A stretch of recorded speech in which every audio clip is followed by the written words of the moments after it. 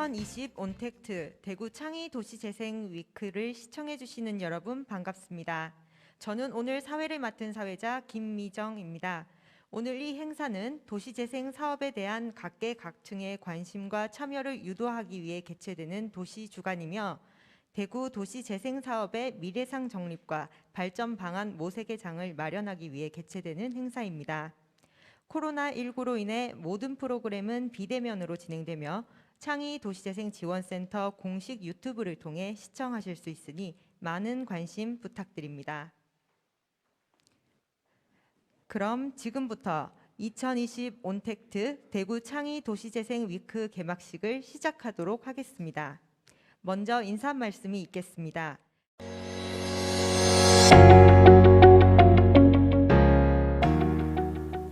여러분 반갑습니다. 대구 경북연구원장 오창균입니다. 바쁜 중에도 2020년 온택트 대구 창의 도시재생 위크를 시청하시는 모든 분들께 감사드립니다.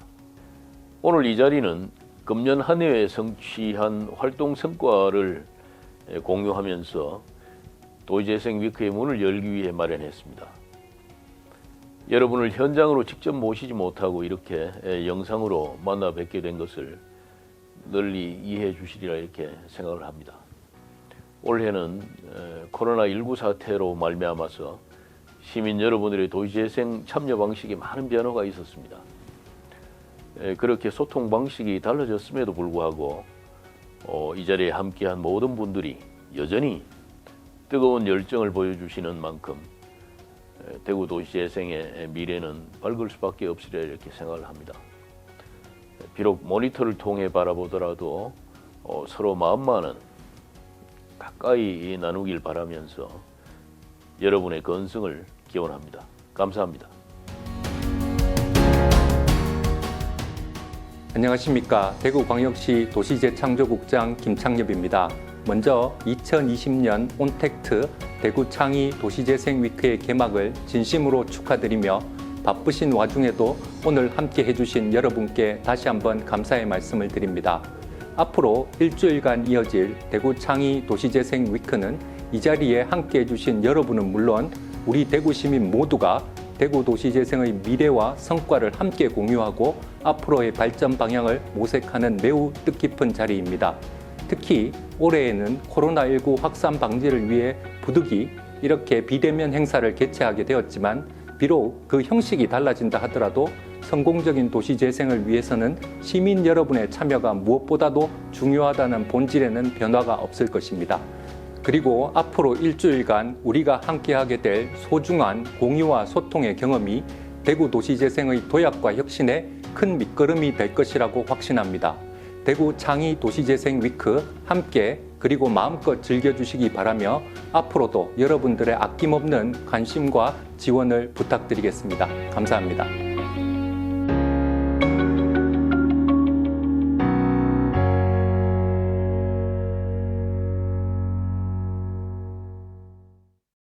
그럼 다음으로 일주일 동안 창의공간 온에서 진행될 창의 도시재생 위크 행사를 소개해 드리겠습니다.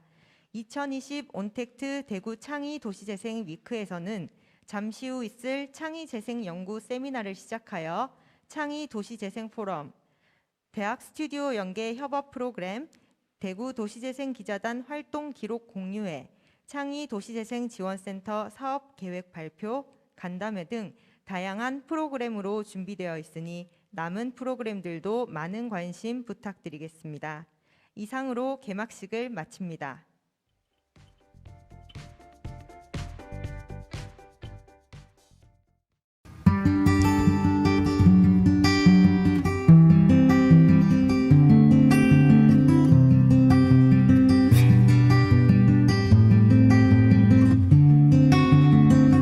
(80년도부터) 살았으니까 38년 살았습니다. 안전은 생각지도 못하고 먹고 살기 바쁜 그런 마을이었죠. 여기요, 이 근처요. 별로 안 좋았죠. 아이들이 아이들한테 보여주기 싫은 그런 길가 모습. 좀 어둡고 뭐 침침하고 이제 그게 많았는데 주변에 정리해서 이제 꽃도 심고 텃밭도 가꾸고 이러다 보니까 주변 환경 자체가 지금 많이 좋아졌잖아요. 아무래도 그 환경이 좋아지다 보니까 쓰레기 같은 것도 방치하는 것도 이제 많이 줄었고 골목이 지금 좀 많이 깨끗해지고 하니까 주민들 다 좋아하시죠.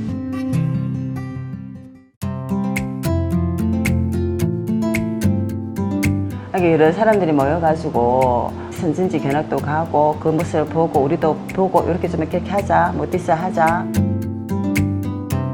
재생사업이 진행되면서 저한테 정말 좋았던 경험은 시간이 지나면서 사람들이 점점 모이고 있다는 거, 그리고 마음도 모이고 있다는 거. 그래서 이 주민들이 점점 자발적으로 많이 참여해 주셔서 이렇게 계속 간다면 뭐 서로 이렇게 다 의지가 되면서 더 살기 좋은 마을이 되지 않을까 하는 또 그런 기대를 가지게 됩니다.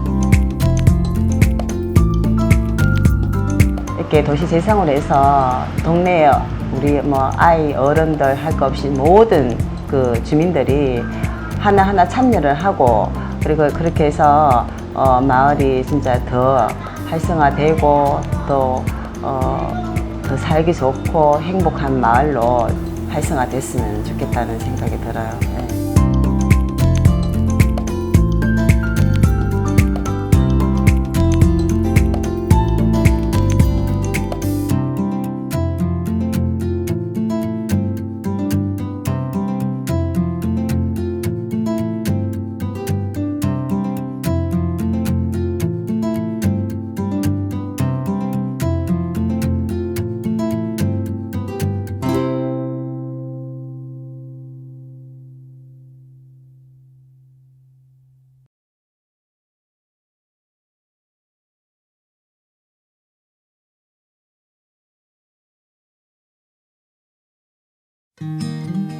화려하게 빛나던 네온 사인이 희미해지고 북적이던 젊은 웃음소리도 옅어져 갑니다. 신식이라 불리던 건물들도 어느새 빌딩 숲에 둘러싸여 옛것의 그림자를 드리우고 있습니다. 그렇게 시간의 흐름에 따라 도시는 낡고 도태되어 가지만 세월이 간직한 추억들은 차곡차곡 쌓여 점점 짙어지고 있습니다. 낡아진다는 것은 어쩌면 살아있는 역사의 흔적일지도 모릅니다. 우리는 함께라는 이름으로 이 소중한 역사를 지키기 위해 한자리에 모였습니다. 지역 주민 행정기관 그리고 대학생까지 신 9세대를 아우르며 경험의 지혜와 젊음의 열정을 지역이라는 울타리 안에 모두 모았습니다. 대학생들의 참신한 아이디어로 지역의 특징과 역사를 탐구하고 학습하며 마을을 비롯한 지역사회의 문제점을 도시재생 관점에서 해결하고자 합니다. 대학 스튜디오 연계 도시재생 협업 프로그램은 2017년 상반기에 대구 인근 지역 5개 대학 42개 팀, 총 88명의 학생이 참가하였고 하반기는 93개 팀, 총 180명의 학생들이 참여하여 규모가 대폭 확대되었습니다. 지역의 종합적 재생 방안을 찾기 위하여 다양한 전공의 학생들이 조별 토론회를 하며 논의의 시간을 가졌고 주민 참여 도시학교 참여 주민과 함께 적극적인 소통을 하기도 하였습니다. 뿐만 아니라 분야별 전문가 강의 수강으로 보다 전문적이고 효과적인 사업화 가능성을 제고하였습니다. 이러한 과정을 통해 도시재생 준전문가 육성을 위한 관학의 협업 기반 거버넌스를 마련하였고 2017년 지역발전위원회 신정부 균형발전 정책 우수사례 수상이라는 쾌거를 이루었습니다. 도시재생은 단순히 낡은 것을 허물고 오래된 것을 새 것으로 바꾸는 교체가 아니라 많은 사람들의 시간과 추억을 간직하고 있는 지역의 역사를 학습하고 특징을 연구하여 새 발전 가능성을 제시하는 변화를 이룰 때 진정한 재생으로서의 의미를 갖습니다.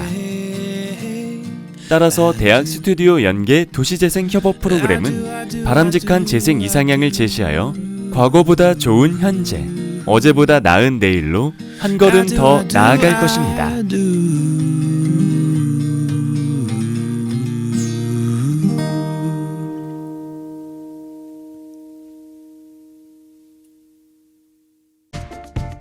네, 그럼 지금부터 창의재생연구 세미나를 진행하도록 하겠습니다.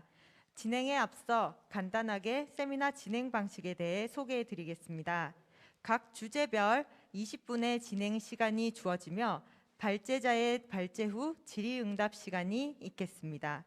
그럼 오늘 세미나의 참석자들을 소개해 드리겠습니다.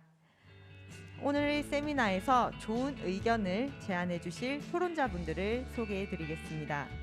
영남대학교 도시공학과 김철영 교수님 참석해 주셨습니다.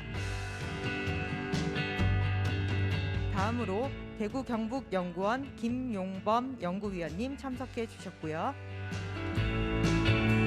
영남일보 진식체육부장님 참석해 주셨습니다. 네, 참석해 주신 모든 분들 감사드립니다. 그럼 지금부터 창의재생연구 세미나를 진행하겠습니다. 먼저 조경석 건축가님을 모셔보도록 하겠습니다. 주제는 포스트 코로나19 시대 지역 거점, 공공 거점 오피스를 통한 도시재생 가능성 연구입니다. 네, 그럼 발표자님을 모셔보겠습니다.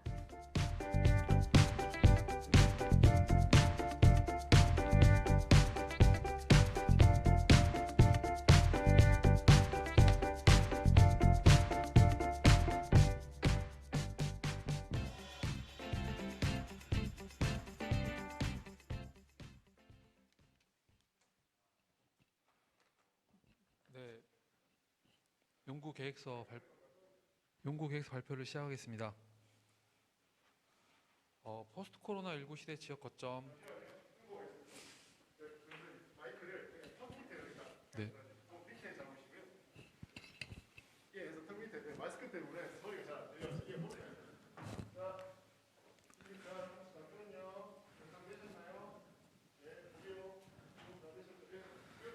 네, 포스트 코로나19 시대 지역 거점 공공 거점 오피스를 통한 도시재생 가능성 연구 계획서를 발표하겠습니다.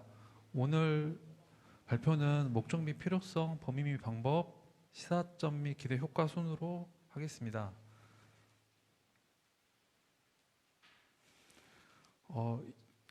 제 연구의 목적은 코로나19 시대에 새로운 도시재생 방향성을 확립하면서 공공 거점 오피스를 통해서 전염병 확산, 위험 요소를 감소하고 이를 이용하는 1인 가구 중심으로 지역 정착을 유도, 1인 가구의 삶을 향상시켜 이걸 지역 문화 발전으로 연결시키는 것을 목적으로 하고 있습니다. 대구를 비롯해서 현재 많은 도시들이 1인 가구 비중이 늘어나고 있는데요. 대구는 1인 가구 비중이 지역 평균이며 노인 비중이 점점 늘어나고 있는데 이건 역설적으로 대구 지역의 청년들이 부족하다는 것을 알 수 있습니다. 이는 향후 도시재생 문제에 불안적인 요소로 작용할 것입니다. 또한 많은 거점 도시들이 업무 지역과 거주 지역이 물리적 거리가 점점 늘어나고 있는데요. 이는 이 청년 1인 가구에 대해서 매우 불리한 조건으로 작용되고 있습니다. 또한 기존 문화시설 중심의 도시재생 산업들이 한계가 오고 있는데요. 박물관, 기록관 및 문화시설 중심의 도시재생 산업들이 실제 거주민들에게 긍정적인 영향을 미치지 않고 특히 코로나19 이후 이런 시설들이 정지되면서 도시재생 기능이 많이 약해지고 있습니다. 제가 도시재생을 바라보는 관점은 현재 스마트 시티나 스마트 모빌리티 같은 다양한 기술들이 만들어지고 있지만 이것은 오히려 구도심에 적용이 어렵습니다. 이로 인해서 되게 많은 역차별이 형성될 거고요. 특히 사회 초년생에 제가 집중을 하고 있는데요. 사회 초년생들은 자이든 타이든 도시에서 거주 지역이 제한적입니다. 이러한 제한된 형상에 대해서 물리적으로 많은 해결 방법들을 해결하고 있는데요. 서울 같은 경우는 제3기 신도시를 만들다거나 광역교통망을 만든다거나 하지만 이런 청년들이 밀집하는 주거 지역들은 연립주거가 밀집되어 있거나 되게 열악한 환경들인데요. 이곳에 거주하는 청년들은 상당히 이제 이 지역 문제에 무관심할 수밖에 없습니다. 특히 청년들은 이런 곳에서 거주할 때 보통 계약 기간 2년을 산다고 해서 잠깐 스쳐가는 동네 도시로 인지하는 경우가 많습니다. 이러한 지역 관련된 상태들로 인해서 그들은 지역 문제에 점점 외면하게 되고요. 이러한 사이클들은 더 지역 문제에 한계가 오고 있습니다. 특히 코로나19로 이러한 문제들이 더 부각되었는데요. 특히 기존 1인 그 주거 환경들이 되게 협소하거나 작은 경우가 많은데 재택근무나 화상회의를 통했을 때 자신의 집이 노출되는 것을 분리하거나 아니면 그 근무 공간이 되게 부족하게 됩니다. 이래서 오히려 다른 시설을 이용한다거나 아니면 이 더 악화된 주거 환경을 경험하게 되는데요. 이러한 관점들을 해결할 수 있는 방법으로 저는 거점 공공 오피스를 관심 갖고 있습니다. 저의 연구 대상지는 현재 대구를 중심으로 생활권 중심으로 1인 가구가 밀집되어 있거나 아니면 증가 추세인 지역으로 세분화하고 연구 방법 흐름은 기존과 같은 이론적 고찰을 통해서 연구 툴을 만들고 이런 것을 비교해서 대상지를 선정해서 한번 공공 거점 오피스를 기획해 보는 것으로 하고 있습니다. 특히 이론적 고찰에 제가 기업형 공공 오피스 프랜차이즈와 그다음에 기업 거점 오피스에 관한 선행 연구를 올해 제가 한번 해봤기 때문에 관련된 부분이 조금 더 빠르게 검토가 될 거라고 생각됩니다. 비교 툴과 뭐 설문 예시는 넘어가고요. 제가 가지고 있는 이런 거는 이제 코로나 생기는 이 위기를 오히려 도시에 대한 기회로 삼을 수 있지 않을까라는 생각이 시작됐고요. 이런 공공 거점 오피스의 기대 효과로는 공공 거점 오피스를 이용하는 그 1인 청년들에 대해서 지역 커뮤니티 보건 및 발전, 그다음에 출퇴근 시간 감소로 인한 그들의 개인의 삶의 질의 향상, 그다음에 이들이 평일 낮 그 자기 거주 지역에서 머물면서 그 지역 상권의 회복, 그다음에 이러한 남은 여가 시간들을 위해서 그들이 다시 그 지역에 대해서 지역 문제 참여할 수 있는 가능성이 증가로 생각하고 있습니다. 뭐 예상 결과로 한번 저희가 이제 그 개념도를 한번 만들어봤는데 과거 그 학교 중심에 근린 주거론이 있다면 이 1인 주거 밀집 지역 같은 경우에는 거점 오피스를 중심으로 하는 이런 도시 예상이 되지 않을까, 할 수 있으면 도시 예상이 되지 않을까 생각하고 있고요. 이러한 것들로 인해서 이 거점 오피스를 통해서 이들의 커뮤니티가 다음과 같이 회복할 수 있다는 것을 제가 간단하게 표시해 봤습니다. 이상으로 제 발표를 마치고요.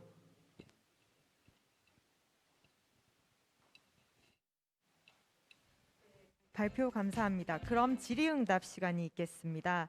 네, 의견이 있으신 토론자분께서는 먼저 마이크를 잡아주시면 감사하겠습니다. 저도 공공거점 오피스에 대해서 관심 깊게 이 연구 계획서를 봤는데 지금 내용들을 보게 되면 이제 연구의 배경이나 목적 같은 것들이 서울 같은 경우에는 뭐 잘 아시다시피 출퇴근 시간도 오래 걸리고 도심의 집값 경쟁이 높다 보니까 이 청년들이 도시 외곽으로 많이 이주하는 경향이 있는데 대구 같은 경우에는 서울하고 조금 컨디션이 다르거든요. 사실 도심에 밀집한 비즈니스 지구가 있는 것도 아니고 또 서울처럼 도시 근교에서 대구 근교에서 도심까지 출퇴근 시간이 굉장히 많이 걸리는 것도 아니고 뭐 그런 것들을 보게 되면 지금 내용들이 사실은 굉장히 이 시대에 맞는 연구이긴 하지만 대구 실정에 맞는 연구 결과를 어떤 방향으로 도출할 수 있을지에 대해서 좀 의문이 가거든요. 혹시나 대구 컨디션에 맞는 것들을 앞으로 어떻게 서울의 것들을 접목시켜서 연구 결과를 도출하실 건지 조금 간단하게 설명해 주시면 고맙겠습니다. 네. 그 문제를 저도 고민하고 있는 부분이고요. 제가 처음에 이 관련된 관점에 설정된 부분이 그 서울 외곽 도시가 아닌 관악구 중심에 생각하고 있습니다. 그러니까 연립주거가 많이 모여 있고 상당히 오랫동안 발전되지 않는 도심 안에 있는 주거인데 아마 그런 부분들을 지금 대구의 실정에 맞게 제가 전부 다 서치를 하지 않았기 때문에 방금 말씀하신 부분이 문제가 발생할 것 같고요. 관련된 부분은 제가 청년 중심 지구를 찾거나 아니면 제가 사전 조사를 했을 때는 1인 여성 가구가 늘어나는 부분들이 존재한다고 해서 관련된 부분에 대해서 한번 서치를 다시 한번 해보려고 합니다.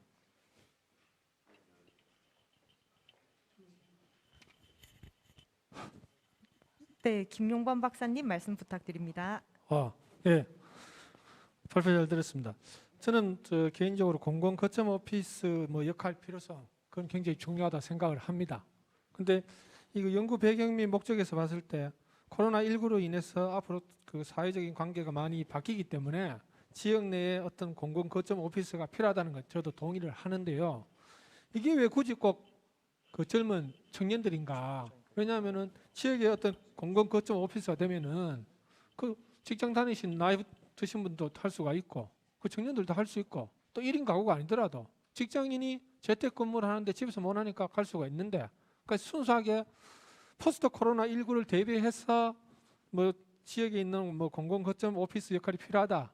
근데 나는 근린주거 커뮤니티 개념을 도입해서 초등학교를 그렇게 좀 치환하는 방법해서 지역 문화도 좀 하고 뭐 다세 그 세대 간에 어울릴 수 있는 공공을 뭐 어떻게 하겠다. 뭐 그러면 제가 이해를 하겠는데 하시고자 하는 공공 거점 오피스의 역할 및 필요성은 저도 이제 동의를 하는데 이제 실타래를 풀면서 앞부분이 조금 이제 매끄럽지 않은 게 같으니까 그 부분을 좀 신경 써주시면 좀 좋을 것 같습니다. 진식 부장님, 네, 질의응답 부탁드리겠습니다.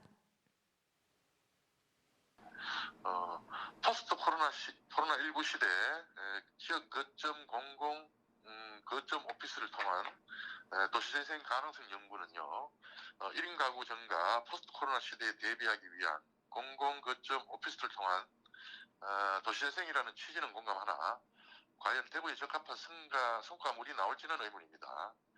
특히 본 연구에서 필요성으로 제기한 출퇴근 거리 문제는 대구의 현실과는 다소 동떨어져 있는 만큼 대구의 실정에 맞는 연구 과제가 필요합니다. 네, 말씀 감사합니다. 혹시 현장에 계신 토론자분들께서 더 하실 말씀 있으실까요?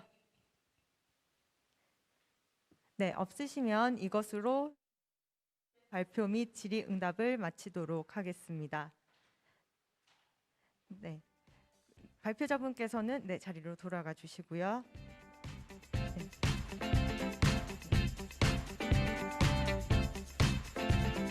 네, 그럼 이어서 두 번째 발표를 진행하겠습니다. 두 번째 발표는 홍혜령 교수님의 발제가 있겠습니다. 주제는 백워드 설계 기반 비대면 도시 재생 프로그램 설계 및 운영 방안 연구입니다. 그럼 발표자분을 모시겠습니다.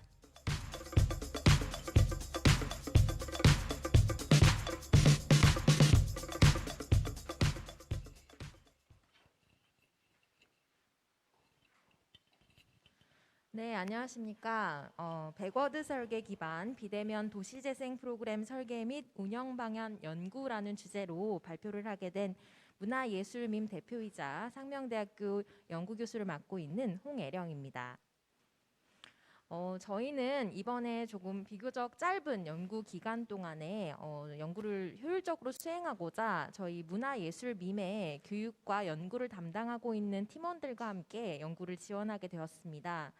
저희는 도시와 지역사회 커뮤니티 구성원들이 어떻게 문화와 예술을 통해서 자신들이 겪고 있는 문제를 해결해 나가고 있는지에 대해서 큰 관심을 두고 올해는 특히 약간 그 비대면 퍼포먼스 그리고 댄스 필름 등을 제작한 바 있습니다.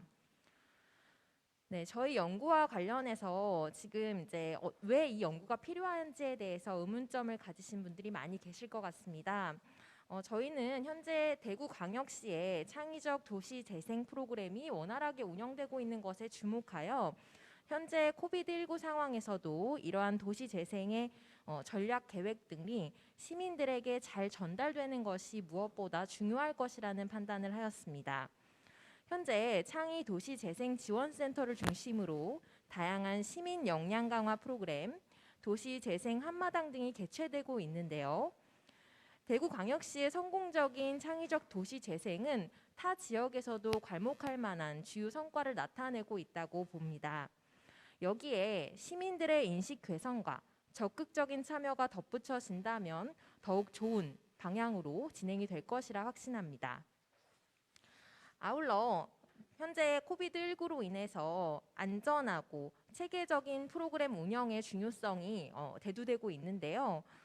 아무도 올해 초에 이렇게 코비드가 오래 지속될 거라고 생각을 못했죠.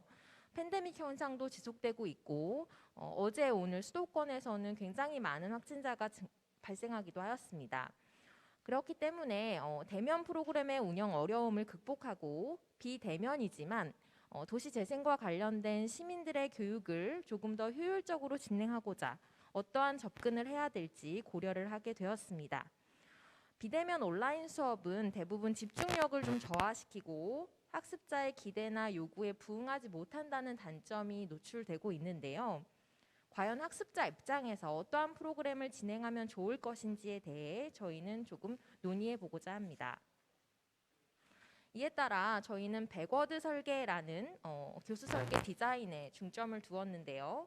맥타이와 위긴스에 의해서 제안된 이 교육공학에서 제시하는 교수 설계 모형은 기존의 목표, 내용, 방법, 평가 순으로 교수 계획을 설계하는 것과 달리 백워드, 말 그대로 거꾸로 돌려서 진행하는 방식을 지향합니다. 그래서 학생들이 기대하는 학습 결과를 확인하고 이를 통해 학습 내용과 근거를 결정하여 이를 위한 학습 계획을 설립하는 거꾸로 된 방식의 백워드 설계를 이 도시재생 프로그램에 적용한다면 어떨지 제안드리고 싶습니다. 이를 위해 저희는 문헌 분석으로서 대구광역시 및 타 지역의 도시재생 사업 관련된 연구와 내용 분석을 통해서 비대면 그리고 시민교육 프로그램의 핵심 내용이 무엇인지 먼저 분석한 후 가능할 경우 학습자에 대한 비대면 설문조사, 불가능하다면 시민교육을 담당하셨던 교강사들을 대상으로 설문조사를 통해 이러한 내용들을 도출하고자 합니다. 또한 전문가 회의를 통해서 내용 타동대회 확보를 진행하도록 하겠습니다. 저희가 계획한 연구는 선행 연구와 어떠한 좀 차이점이 있을지 대략적으로 정리해 보았습니다. 아무래도 전국적인 도시재생 사업이 진행되고는 있지만 아직까지도 시민 대상 프로그램에 대한 연구는 미진한 편이고요. 그나마 진행되었던 연구들은 코비드19 이전에 진행된 연구였습니다. 그래서 위드 코로나 시대를 맞이하여 비대면 문화 속에서 도시재생 프로그램을 어떻게 진행하면 좋을지에 대한 대구광역시의 도시재생의 지속성을 위한 연구로서 의미가 있을 것이라고 보았고, 마지막으로 향후로도 약간 지속되게 될 코로나19 상황을 대비해서 시의성과 활용성이 있을 것이라고 여겨집니다. 현재 대구광역시에서도 온라인으로 도시재생 아카데미가 열리고 있는 것으로 알고 있는데요. 온라인이든 오프라인이든 이 백워드 설계는 유용하게 작용될 수 있기 때문에 담당 교강사분들께도 유용한 정보가 제공될 수 있을 것이라고 보여집니다.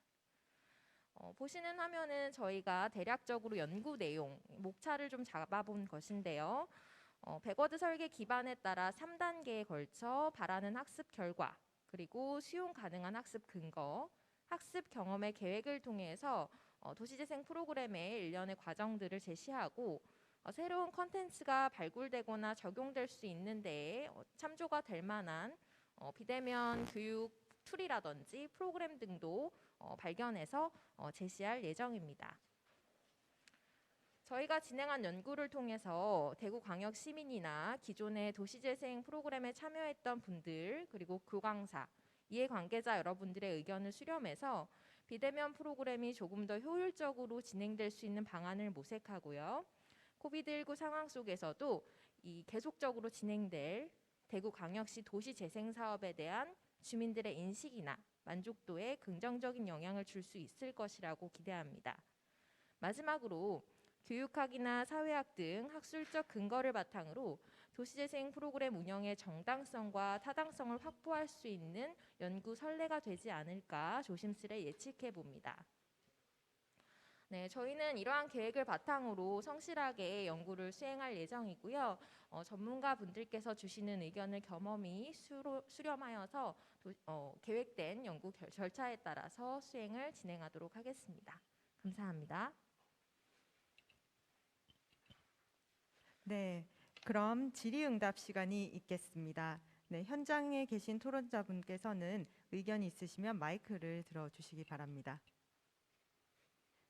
네, 김용범 박사님 말씀 부탁드립니다. 예, 발표를 잘 들었습니다. 오늘 대구광역시 도시재생지원센터의 온라인 프로그램에 이제 설문조사를 해서 앞으로 나갈 방향, 교육 프로그램을 만든다든지 그렇게 좀 간단하게 하시면 좀 명확하게 좀 잡힐 것 같은데 좀 그림이 잘 안 그려져서 혹시 제가 말씀했는 게 맞는지 아니면 다른 생각을 갖고 계신지 그걸 좀 여쭈고 싶습니다. 네, 일단 질문 말씀 감사드리고요. 말씀해주신 것처럼 비대면으로, 그러니까 온라인으로 진행되는 프로그램에서 학습자들이 어떠한 어려움이 있었는지를 파악해서 향후 비대면 수업을 할 때, 온라인 수업을 할 때 어떤 프로그램을 사용하는 게 좀 더 효율적이고 그것에 따라서 수업의 내용 구성이 어떻게 달라져야 되는지를 제안하고자 하는 연구입니다. 그러니까 저희가 면대면으로 만났을 때 도시재생에 관련해서 다양한 어떤 투어도 갈 수 있고 아니면 자료들도 많이 보여드릴 수 있고 뭐 이렇게 세미나도 원활하게 진행이 될 수 있는데 이게 비대면으로 진행이 되다 보면 내용이 원활하게 그대로 가지는 못할 수도 있습니다. 그래서 지금 현재 진행되고 있는 대부분의 비대면 프로그램들은 준비한 영상을 교강사가 준비한 영상을 이렇게 틀어주는 방식으로 진행이 되는데 혹시 이제 자료 영상을 준비해서 교강사분께서 틀어주시고 그다음에 거기에 대해서 이런 뭐 줌이나 구글 클래스룸을 통해서 같이 소통하면서 쌍방향 수업을 할 수도 있고요. 이렇게 되면은 그 도시 재생 중에서도 어떤 파트를 진행할 건지 이렇게 좀 내용이 달라지지 않을까라는 생각에서 접근을 하였거든요. 근데 이제 말씀해 주신 것처럼 좀 더 내용을 간단하게 간결하게 수정을 해서 좀 진행을 해야 될 필요성은 있는 것 같습니다. 지금 연구 계획서를 보게 되면 이 백오더 설계 기반을 뺐을 때 과연 이 연구 내용이 어떻게 달라지는가에 대해서 잘 모르겠거든요. 감사합니다. 이제 백워드 설계 자체가 일단은 그 프로그램을 제안을 하는 주체가 대부분은 교강사 입장에서 먼저 설계가 되는데 이미 체험을 하신 학습자분들, 그러니까 지역에 있는 시민분들이나 이미 도시재생 프로그램을 수강하셨던 분들의 의견이 반영이 돼서 프로그램이 또 바뀌고 이런 경우는 많지 않은 것 같다는 점에서 일부러 백워드를 넣은 거거든요. 그래서 기존의 내용을 그대로 하는 것보다 조금 더 시민들 입장에서 궁금한 점 그리고 또 비대면으로 온라인으로 보다 보니 이 부분이 조금 아쉬웠다라든지 이런 의견을 반영한 그 프로그램을 설계하고자 제시를 한 건데 이 내용이 조금 네, 와닿지 않으신 것 같아서 네. 그 프로그램 어떤 행사를 하면은 항상 저희가 모니터링 해보면 100% 만족이 안 되거든요. 그럼 매번 저희가 수정을 해요. 저희도 어차피 공급자 입장에서 하는 건 옛날 얘기고 요새는 수요자 입장에서 하기 때문에 이제 아까 교수님 말씀하신 것처럼 이미 현재 주민과 함께하고 시민이 원하는 많은 프로그램을 하고 있는데 그 여기서 특별한 어려운 용어도 쓰시고 이랬으니까 그럼 뭔가 좀 색다른 게 나오는가 아니면 뭐 좀 그 부분이 지금 아직도 잘 모르겠습니다 지금. 네. 코로나 시대에 비대면 도시재생 설계 및 운영 방안을 제시한 것으로 지금껏 시도되지 않은 연구라는 점에서 기대가 됩니다. 그러나 다소 모호한 측면도 없지 않는 만큼 실효성 있는 결과물을 도출할 수 있도록 만전을 기해 주시기를 바랍니다. 이제 연구를 잘 진행해서 이 연구가 왜 해야 됐었는지를 좀 잘 설명을 해야 될 것 같다는 생각이 많이 들고 꼼꼼히 잘 준비를 해야겠다는 생각이 많이 들고 있습니다. 네. 네, 그럼 이것으로 질의응답을 마치도록 하겠습니다. 발표자분께서는 자리로 이동해 주시기 바랍니다.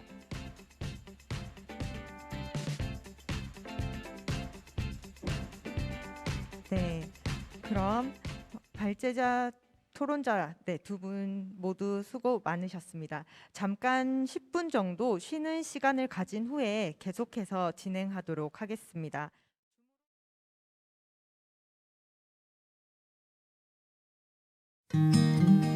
화려하게 빛나던 네온 사인이 희미해지고 북적이던 젊은 웃음소리도 옅어져 갑니다. 신식이라 불리던 건물들도 어느새 빌딩 숲에 둘러싸여 옛것의 그림자를 드리우고 있습니다. 그렇게 시간의 흐름에 따라 도시는 낡고 도태되어 가지만 세월이 간직한 추억들은 차곡차곡 쌓여 점점 짙어지고 있습니다. 낡아진다는 것은 어쩌면 살아있는 역사의 흔적일지도 모릅니다.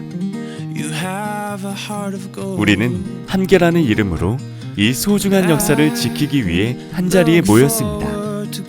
지역 주민 행정기관 그리고 대학생까지 신 9세대를 아우르며 경험의 지혜와 젊음의 열정을 지역이라는 울타리 안에 모두 모았습니다.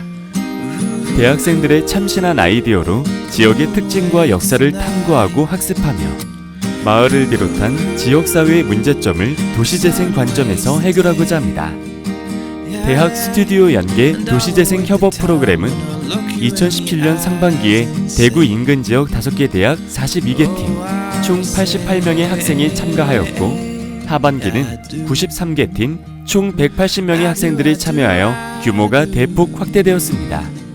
지역의 종합적 재생 방안을 찾기 위하여 다양한 전공의 학생들이 조별 토론회를 하며 논의의 시간을 가졌고 주민 참여 도시학교 참여 주민과 함께 적극적인 소통을 하기도 하였습니다. 뿐만 아니라 분야별 전문가 강의 수강으로 보다 전문적이고 효과적인 사업화 가능성을 제고하였습니다. 이러한 과정을 통해 도시재생 준전문가 육성을 위한 관학의 협업기반 거버넌스를 마련하였고 2017년 지역발전위원회 신정부 균형발전 정책 우수사례 수상이라는 쾌거를 이루었습니다. 도시재생은 단순히 낡은 것을 허물고 오래된 것을 새 것으로 바꾸는 교체가 아니라 많은 사람들의 시간과 추억을 간직하고 있는 지역의 역사를 학습하고 특징을 연구하여 새 발전 가능성을 제시하는 변화를 이룰 때 진정한 재생으로서의 의미를 갖습니다. 따라서 대학 스튜디오 연계 도시재생 협업 프로그램은 바람직한 재생 이상향을 제시하여 과거보다 좋은 현재, 어제보다 나은 내일로 한 걸음 더 나아갈 것입니다.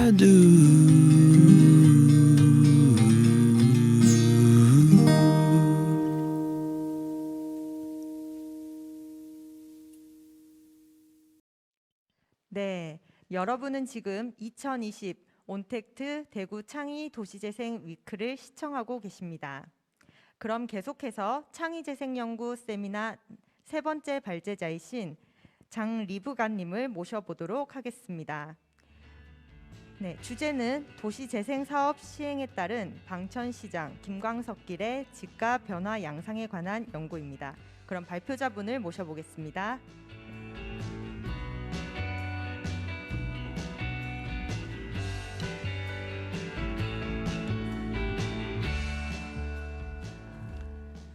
네, 안녕하세요. 경북대학교 도시생학과 장리브가입니다. 저 발표 시작하도록 하겠습니다.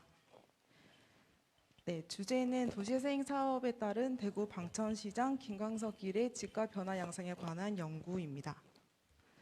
네, 목차는 보시는 것과 같이 연구의 목적, 연구의 범위 및 방법, 주요 연구 내용, 정책적 시사점으로 총 4가지로 구성이 되어 있습니다. 네, 제 연구의 궁극적인 목적은 젠트리피케이션 현상을 이제 분석해 보는 건데요. 그 전에 앞서서 젠트리피케이션의 이제 개념을 보게 되면은 1964년부터 언급되기 시작한 개념입니다. 낙후된 주거생활구역에 젊고 상대적으로 부유한 사람이 부유한 상류층이 지역으로 유입이 되면서 지역의 분위기가 바뀌는 현상을 말합니다.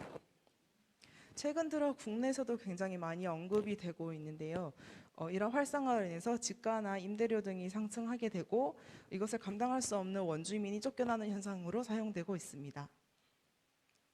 제가 연구를 하면서 이제 연구 범위를 설정을 할 때 서울을 비롯한 수도권과 지방 원도심에서 발생하는 젠트리피케이션 현상이 조금 다른 양상을 보이고 있다고 바라보고 연구를 접근하였는데요. 지방 원도심 같은 경우에는 자생적으로 이제 활성화를 일으킬 수 있는 원동력이 좀 부족하다고 봤습니다. 그래서 대부분 이제 관 주도의 도시재생 사업에 의해서 활성화가 이루어지는데 이렇게 사업이 시행되게 되고 선정이 되고 시행 공고가 되게 되면은 민간에서 급속한 개발 투자와 투기 현상이 발생하게 됩니다. 그래서 최초의 사업을 진행하려고 했던 목적과 좀 다르게 진행된 경우가 있는데요. 심한 경우에는 사업을 시행하기 초기부터 그 추진력을 잃어버리는 현상까지도 발생하게 됩니다. 네, 연구 개발의 필요성입니다. 따라서 이런 도시생 사업으로 인해서 발생하게 되는 부작용을 최소화하고 지속가능한 운영을 하기 위해서는 이런 사업으로 인해서 발생하게 되는 도시공간의 변화를 지속적으로 관측해야 함을 알 수가 있습니다. 또한 젠트리피케이션 연구 같은 경우에는 처음 언급되기 시작한 1964년부터 공급적 측면과 수요적 측면이라는 두 가지 관점으로 분석이 진행되어 왔습니다.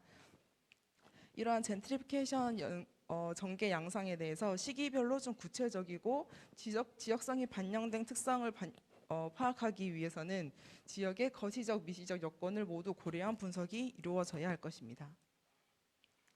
네, 이러한 관점을 바탕으로 공급적 측면에서 주로 분석하는 지가 요소를 분석을 하려고 합니다. 네, 지가 요소는 외부로부터 자본이 유입된 후에 지역의 이제 실질적인 변화 양상을 직접적으로 보여주는 지표 요소입니다. 따라서 이러한 지역의 특성과 변화를 분석하여서 지방 원도심에서 발생하는 젠트리피케이션 현상을 좀 파악할 수 있을 것으로 사료됩니다. 2장 연구의 범위 및 방법입니다. 연구의 공간적 범위로는 대구시 중구 방천시장 김광석길로 설정하였습니다. 선정 근거는 지방 원도심 내에서 정부 주도의 재생 사업이 발생한 곳 중에서 젠트리피케이션이 일어났다라는 첫 번째 조건과 사업이 시행된 지 최소 10년 이상이 됐다라는 두 가지 조건을 모두 만족하는 대상지로서 여기를 선택하게 되었습니다. 방천시장 같은 경우에는 2000년대 들어서 굉장히 많이 쇠락해 갔었는데요. 2009년에 별이별 별시장 프로젝트 그리고 2010년에 문전성시 사업 등을 통해서 활성화를 좀 추구했던 대상지입니다. 김광석길은 이런 문전성시 사업의 일환으로 2010년에 조성되기 시작했으며 2013년부터 관광객들이 굉장히 급증을 하고 상가업종이 늘어나면서 젠트리피케이션 현상이 발생했다고 보여지고 있습니다. 연구의 시간적 범위는 2006년부터 2020년으로 설정했습니다. 주 분석 데이터는 지가 중에서 실거래가를 선택하게 됐었는데요. 부동산 실거래가 신고 제도가 시행된 게 2006년입니다. 그래서 그때부터 현재까지인 2020년까지로 연구의 범위를 설정하였습니다. 연구의 방법은 이제 실거래가 데이터의 변화 양상을 이제 분석하려고 하는데요. 데이터는 국내에서 제공하고 있는 프롭테크 플랫폼인 디스코에서 수합을 했습니다. 그리고 분석 방법은 이제 연쇄적 DID 방법을 사용하여서 툴로는 스타타를 활용했습니다. 네, 그 디스코 같은 경우에서는 여기 보시는 화면에서 보시는 것과 같이 빅데이터를 기반으로 이제 2006년부터 거래된 모든 상업용 부동산의 실거래가 그리고 토지 건축물 대장 공시가격 등을 다 제공하는 사이트입니다. 여기를 통해서 데이터를 이제 구축하려고 하고요. 연쇄적 DID 분석이라고 하는 것은 먼저 DID 분석이라고 하는 것을 볼 수가 있는데 디퍼런시스 인 디퍼런시스라고 해서 이중 차이 분석법이라는 개념으로 보시면 됩니다. 즉 정책이 수행되고 난 후에 전후에 이제 영향관계를 보는 방법인데요. 정책을 받게 되는 수혜 집단인 실험군과 비수혜 집단인 대조군을 설정을 하게 됩니다. 이 두 대상지에 대해서 정책 개입 전후 시점의 변화의 정도의 차이를 분석하는 방법이라고 보시면 될 것 같습니다. 네, 그래서 본 연구에서는 연쇄적 DID 분석 방법이라고 해서 기존의 연구들 같은 경우에는 정책이 시행되기 전후 시점만 바라보게 되는데 제가 보고자 하는 것은 2006년부터 2020년까지 연쇄적으로 2006, 2007, 2007에서 2008 이런 식으로 연도별로 다 분석을 해서 시기열적으로 어떻게 변하는지를 보려고 합니다.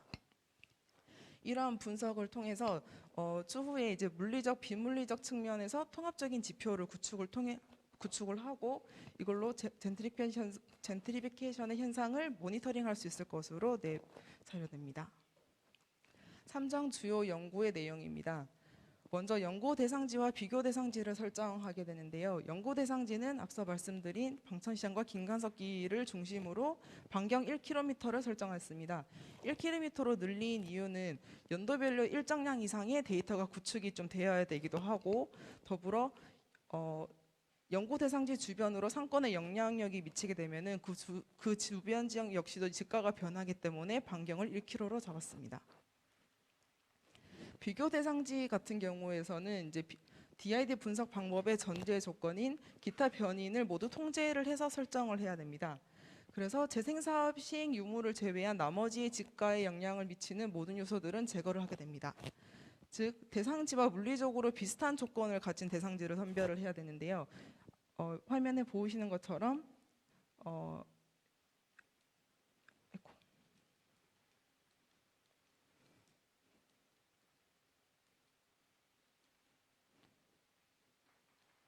네, 화면에 보이시는 것처럼 토지 이용부터 거주 인구 밀도 이 밑으로 쭉 보이는 이런 요소들을 바탕으로 대상지를 선별하고자 합니다. 지가에 영향을 미치는 이 요인을 선정한 근거는 선행 연구들을 통해서 도출하였습니다. 네, 이런 과정을 통해서 인구 앞에 표와 같이 이제 이런 진행 과정을 거치게 되는데요. 용도 지역과 인구 밀도, 그리고 자연 환경 요소, 그리고 그 외의 교통 요소들과 같이 지가에 영향을 미치는 환경들을 비슷한 요소들로 선별을 하고 그 후에 도시생 사업이 시행됐던 곳들을 다 제외하는 형태로 해서 최종적으로 선별한 곳은 비교 대상지로는 대구, 달서구, 감삼동을 선정하였습니다. 이렇게 선정된 두 대상지에 대해서 지가 데이터를 이제 구축을 하게 되고요. 구축한 후에 연쇄적 DID 분석 방법으로 분석을 진행하고자 합니다. 그래서 이 사업 시행에 따른 지가 변화 정도와 그 변화 시점을 파악하고자 합니다. 네, 4장 본 연구를 통한 정책적 시사점과 기대 효과입니다. 도시재생 사업이 시행됨에 따라서 이제 지표 요소의 변화 시점과 그리고 변화 정도에 따라서 젠트리피케이션의 그 단계적인 포인트를 도출을 할 수가 있습니다. 이런 단계가 도출되고 나면은 지속적인 모니터링을 할 수 있게 되는데요. 이것들을 통해서 발생뿐만이 아니라 예방을 할 수 있는 그런 효과도 볼 수 있다고 보여집니다. 네, 이상 발표 마치도록 하겠습니다. 네, 그럼 이어서 질의응답 시간을 가지겠습니다. 네, 현장에 계신 토론자분들께서는 질문 사항이 있으시면 마이크를 들어주시기 바랍니다. 제가 보기에는 이 가격 변동을 예측한다고 해서 실질적으로 젠트리피케이션을 발생을 예방할 수 있는 조치가 될 수 있다는 생각은 조금 과장된 생각이라는 생각이 들어서 이걸 좀 구체적으로 설명해 주셨으면 좋겠고요. 앞에 연구의 배경에서 보게 되면 지방 원도심하고 수도권의 젠트리피케이션의 발생 양상이 다르다라고 하셨는데 제가 보는 입장에 보면 단지 젠트리피케이션이 일어나는 그 시기의 차이가 있지 사실 크게 보면 결론적으로 보게 되면 큰 차이는 없거든요, 사실은. 그래서 논문이 좀 더 탄탄하게 논리적인 것들을 뒷받침하기 위해서는 어떻게 수도권하고 원도심이 다른 패턴을 보이고 있는지에 대해서 구체적인 좀 데이터나 이런 것들을 제시를 하지 않으면 좀 논문으로서 논리성을 좀 뒷받침할 수가 있지 어렵다는 생각이 들어서 모니터링 시스템을 만들어서 그 젠트리피케이션 발생을 완전히 방지를 한다라는 개념보다는 그 단계별로 이제 발생을 하고 이게 좀 심화가 되고 나중에 절정에 이르고 나중에 쇠퇴까지 이르게 되는 그 과정들에 대해서 어느 정도 피해 정도를 좀 줄일 수 있다거나 아니면은 2단계에서 3단계로 넘어갈 때 어떤 조치를 취해야 부작용을 더 최소화시킬 수 있지 않을까 이런 부분들에 대해서 미리 좀 예측을 해볼 수 있을 거라고 이제 판단을 하고 있습니다. 그렇게 예측이 가능하다면 나중에 정책적인 부분에서도 사업을 시행하고 어느 정도 시점이 지났을 때는 어떤 정책을 좀 시행을 하거나 아니면 어떤 규제를 좀 강화를 해야 그런 부작용을 더 추후에 좀 완화시킬 수 있지 않을까 그렇게. 저는 젠트리피케이션하고 지가하고 100% 상관관계가 있다 보질 않고요. 네. 그럼 첫 번째 도시재생 시행에 따른 대구 방천시장 김광석 길의 지가 변화 양상이면은 대구 방천시장과 김광석 길에 있어서 도시재생 사업이 시행되기 전 시행되면서 어떻게 지가의 변화가 있었느냐 그걸 살펴보겠다. 근데 사실상 도시재생 사업이 시행하면서 시행이 바로 되면서 지가가 오를 수도 있고 그건 아무도 알 수가 없잖아요. 그죠? 그렇기 때문에 도시재생 사업의 시행에 따라서 대구 방천시장 김광석 길의 지가 변화를 살펴보겠다 했을 때 저는 지가 변화는 거의 없을 거라고 봅니다. 그렇기 때문에 그 대구시에서 하든 어느 데 하든 어떤 사업을 하면서 그 지역의 어떤 변화를 살펴보려면은 지가 가지고는 답이 안 나오고 그 월세, 소유자가 어떻게 변동되었는가, 그럼 소유자 변동이 언제쯤 있었는가, 사업을 시행하기 2년 전, 3년 전, 아니면 사업 시행 공고가 났는 날 이럴 때 보니까 소유자 변동이라든지 이런 게 많이 있었다. 그런 걸 봤을 때 실질적으로 사업이 시행하기 전부터 그 주변에 있는 사람들이 그 지역에 대해서 기대 가치라고 하죠. 호프밸류라고. 그걸 갖고 이미 많이 사기 시작하면서 다시 가격을 올리고 그러면 리모델링하고 그럼 사업이 시행하면서 가격이 오르고 아니면 사업을 시행하면서 정체되었다가 마지막에 사업이 완료되고 나니까 가격이 피크를 찍더라 아니면 떨어지더라. 그러면 저희들이 봤을 때 이런 사업을 시행하게 되면 주변 지역에 이런 변화가 일어나니까 우리가 어떻게 대응을 해야 되겠다, 조심해야 되겠다. 이제 그걸 하실 건지 아니면 도시 재생 사업을 해가지고 뭐 지가는 거의 뭐 오른다고 나오겠지 뭐 어떻게 모르겠지만 지가가 아니고 많은 소유자 변동이 일어나면서 사람들이 호가를 많이 매기고 막 그러면서 이게 젠트리피케이션이 그러니까 억지로 쫓아내는 젠트리피케이션이 자발적으로 있는 게 있으니까 뭐 그런 이런 젠트리피케이션이 이런 상황 때문에 과대한 임대료 때문에 올라가더라 아니면은 많은 그 대형 프랜차이즈가 들어오면서 막 개발 효과 때문에 이런 뭐 젠트리피케이션을 유도하더라. 그런 명확한 어떤 간단하면서도 메시지적인 걸 주시면 저희들 그걸 갖고 우리가 뭐 도시 재생 사업을 할 때 이런 걸 좀 고려해야 되겠구나 이래 될 건데. 제가 저도 젠트리피케이션을 연구를 하면서 지가 요소만을 보려고 하는 부분은 아니고요. 이제 관점을 크게 두 가지로 보고 있는데 공급적 측면과 수요적 측면이라고 해서 앞서 이제 이론 부분에서 잠시 말씀드렸던 부분인데요. 공급적 측면 같은 경우에는 외부에서 자본이 유입돼서 그 대상지가 이제 변화해가는 그런 관점이라서 이렇게 관에서 이제 재생 사업을 시행을 했을 때 그 지역의 지가 변화 양상 이 어떻게 변하는지를 1차적으로 보고 2차적으로 이제 수요적 관점에서 이제 내부적으로 그 거주하는 사람들이나 아니면 상업 활동을 한 사람들의 특성 아니면은 상가 특성에 의해서 발생하는 것을 이제 수요적 관점이라고 보는데 양 측면을 우선 다 함께 보려고 합니다. 그래서 우선적으로 먼저 보려고 하는 것은 상업 시설의 유형도 변하고 개수도 변화하는데 그 이전에 지가가 어느 정도 변화하는지 그리고 그게 상업 시설과 어떤 연관관계가 있는지 까지도 보려고 하는데요. 우선적으로 먼저 지가가 어느 정도까지나 많이 뛰고 말씀해 주시는 것처럼 정책 전후 어느 시점에서 변하는지를 먼저 현상을 파악해보고 싶어서 이렇게 진행하려고 합니다. 네. 이 연구는 그동안 김관석길과 방천시장을 소재로 한 연구가 수차례 진행된 바 있습니다.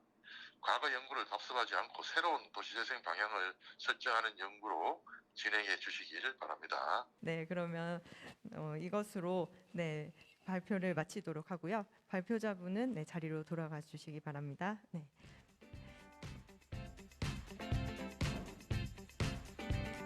네, 그럼 계속해서 창의재생연구 세미나 네 번째 발제자이신 문예찬님을 모셔보도록 하겠습니다.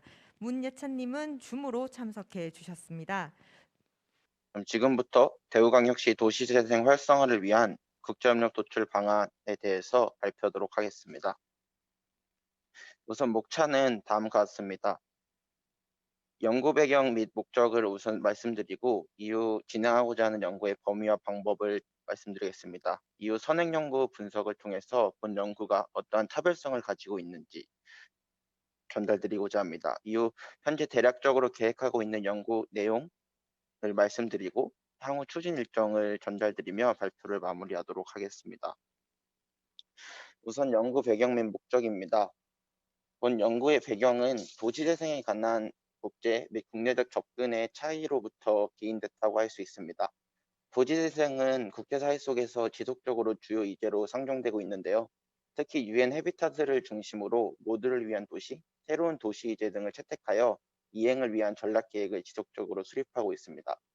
그리고 이러한 국제동향은 국가정책 수립에도 영향을 미치고 있으며 우리나라의 도시재생 정책 수립 및 이행에 영향을 미친다고 할 수 있습니다. 그렇다면 과연 대구광역시는 어떠한 도시재생 사업을 진행하고 있을까요? 대구광역시는 도시재생 활성화 및 지원을 위한 조례를 제정하며 지방자치 차원에서 활발한 사업을 진행하고 있는데요. 총 47건의 도시재생 사업을 추진해 왔습니다. 그러나 이러한 대구광역시의 기존 도시재생 사업은 국제협력의 틀 안에서 UN 해비타트를 중심으로 한 국제사회 이제의 연계성보다는 다른 방향으로 전개되고 있다는 것을 발견할 수 있었습니다. 따라서 본 연구는 국제협력 도출을 강한 대구광역시의 도시재생 사업을 이끌어내고 이를 통해 추진 전략과 발전 방향을 드러나고자 합니다. 연구 범위와 방법은 다음과 같습니다. 우선 가장 중요한 연구 자료는 UN 해비타트에서 지속적으로 제시하고 있는 국제사회 도시재생 사업 틀이라고 할 수 있는데요. 새로운 도시이제를 중심으로 어떻게 국제협력이 방향이 이루어졌고 특히 키토 실행계획에 초점을 맞추어 175개의 조항이 어떤 식으로 대구광역시에 적용될 수 있는지 논의하고자 합니다.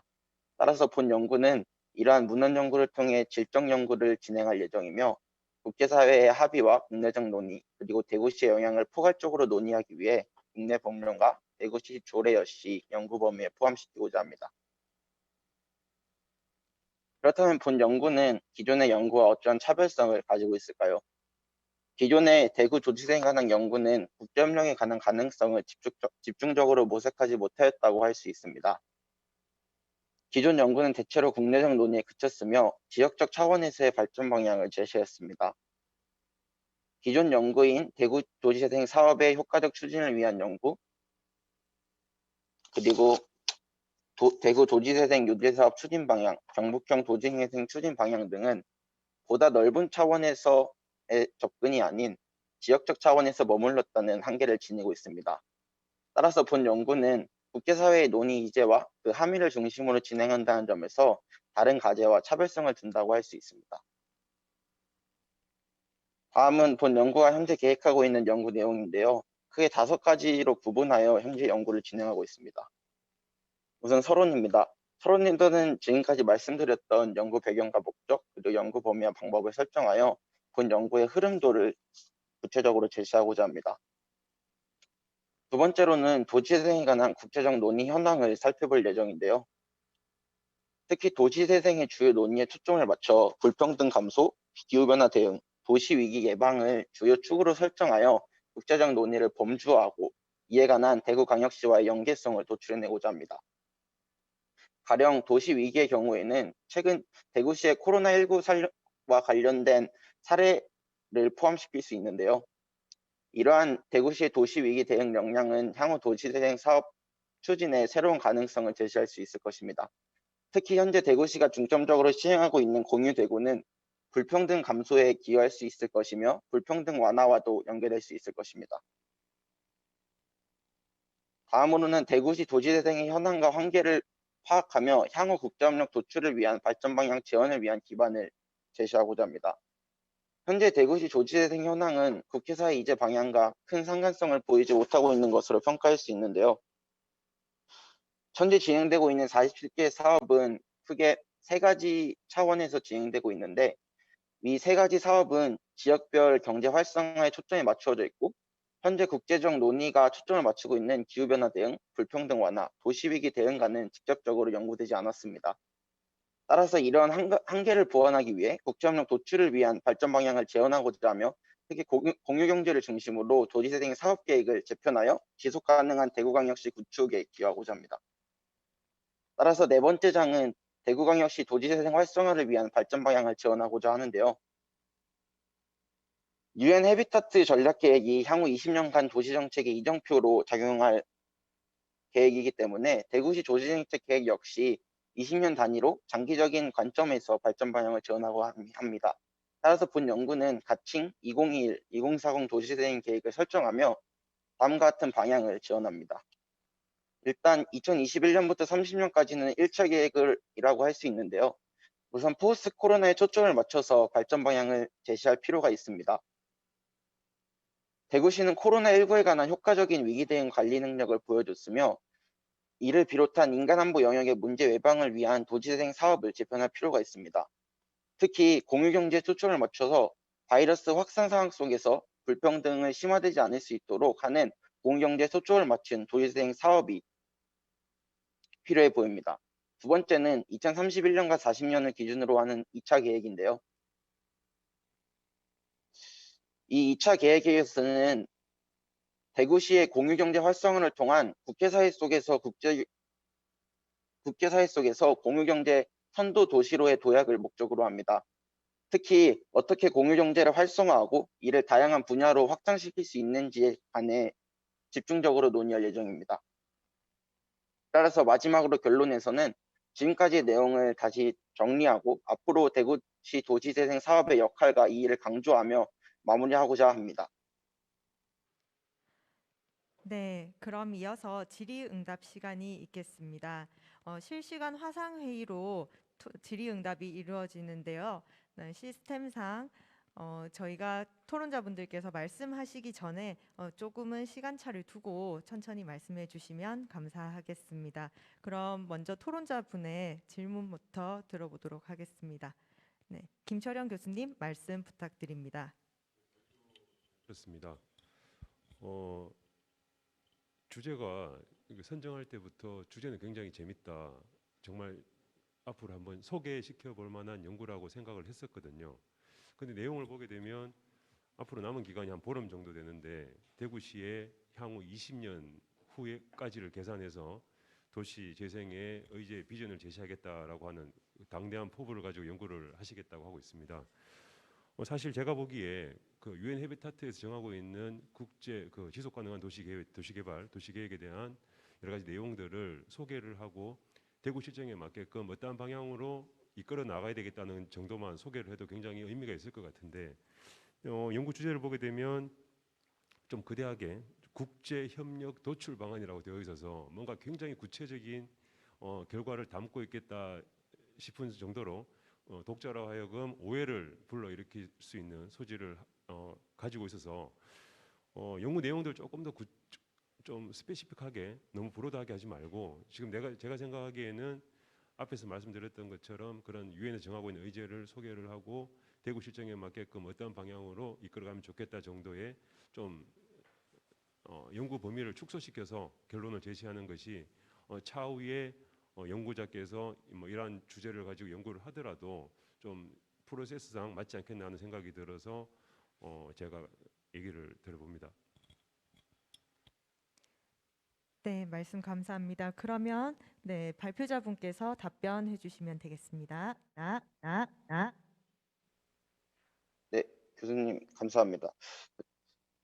그럼 말씀해 주신 대로 연구 범위를 조금 더 구체화해서 장기 계획을 제시하는 것보다는 대구 실정에 맞는 지속 가능한 도시 이제와 국제사회의 전략을 어떻게 조용할 수 있는지 초점을 맞춰서 연구를 수정 및 보완하도록 하겠습니다. 그리고 본 연구가 지금 발표해서 제안한 장기 계획은 후속 연구를 통해서 지속적으로 연구를 진행하도록 하겠습니다. 감사합니다. 네, 그럼 이어서 김용범 박사님의 말씀 들어보겠습니다.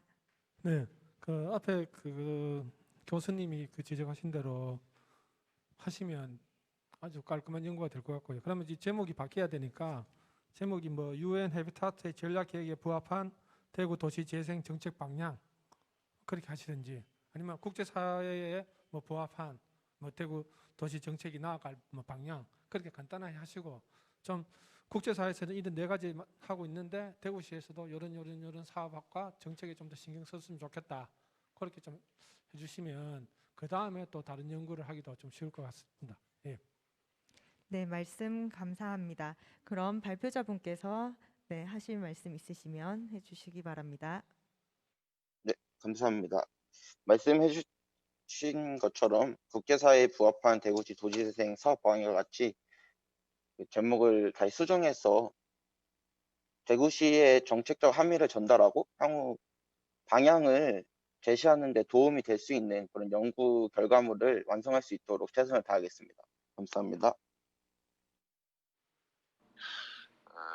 대구광역시 도시재생 활성화를 위한 국제협력 도출 방안에 대한 연구는요. 대구시 도시재생 사업의 국제협력을 도출해 활성화를 도모하는 연구에서 관심이 쏠리고 있습니다. 도시재생에서 국제사회의 의제와 대구의 장기적 비전과 과제를 잘 접목할 수 있는 방안을 도출하는 연구를 기대합니다. 네, 토론자분들께서 더 하실 말씀 없으시면 네, 이것으로 네 번째 발표를 마치도록 하겠습니다.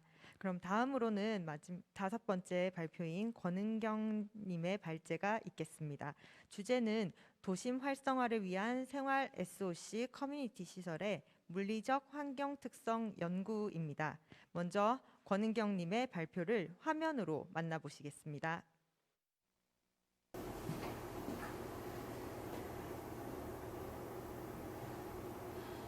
안녕하세요. 경북대학교 도시재생학과에 재학 중인 권은경입니다. 도시 활성화를 위한 생활 SOC 커뮤니티 시설의 물리적 환경 특성 연구, 대구광역시 지역아동센터 사례를 중심으로 라는 주제로 착수 보고를 시작하겠습니다. 먼저 연구 배경부터 살펴보겠습니다. 여성의 사회 참여가 늘어나고 권익이 시작되면서 사회 경제적 지위가 지속적으로 높아지고 있습니다. 우리나라 여성 고용률은 증가하고 있으나 OECD 국가 평균과 비교할 때 여전히 낮은 모습을 보입니다. 30대 여성의 경력단절 현상은 여전하며 경력단절 사유를 살펴보았을 때 30대 초반에는 임신 출산의 이유가 높았고 30대 후반에서는 자녀 양육 교육의 사유가 높게 나타났습니다. 이는 영유아를 대상으로 하는 국공립 학충 방안 외에도 학령기 및 청소년 자녀에 대한 양육 및 돌봄의 요구를 반영할 수 있는 방과 후 보육 정책 지원과 공공 서비스 확대를 통해 아동의 안전한 양육 환경 제공이 필요함을 보여주는 결과를 할 수 있습니다. 보건복지부 장관과 지방자치단체장이 설치 운영하는 육아종합지원센터가 있지만 지방자치단체의 재정 여력에 따라 지역 내 육아종합지원센터 설치율에 큰 차이를 보입니다.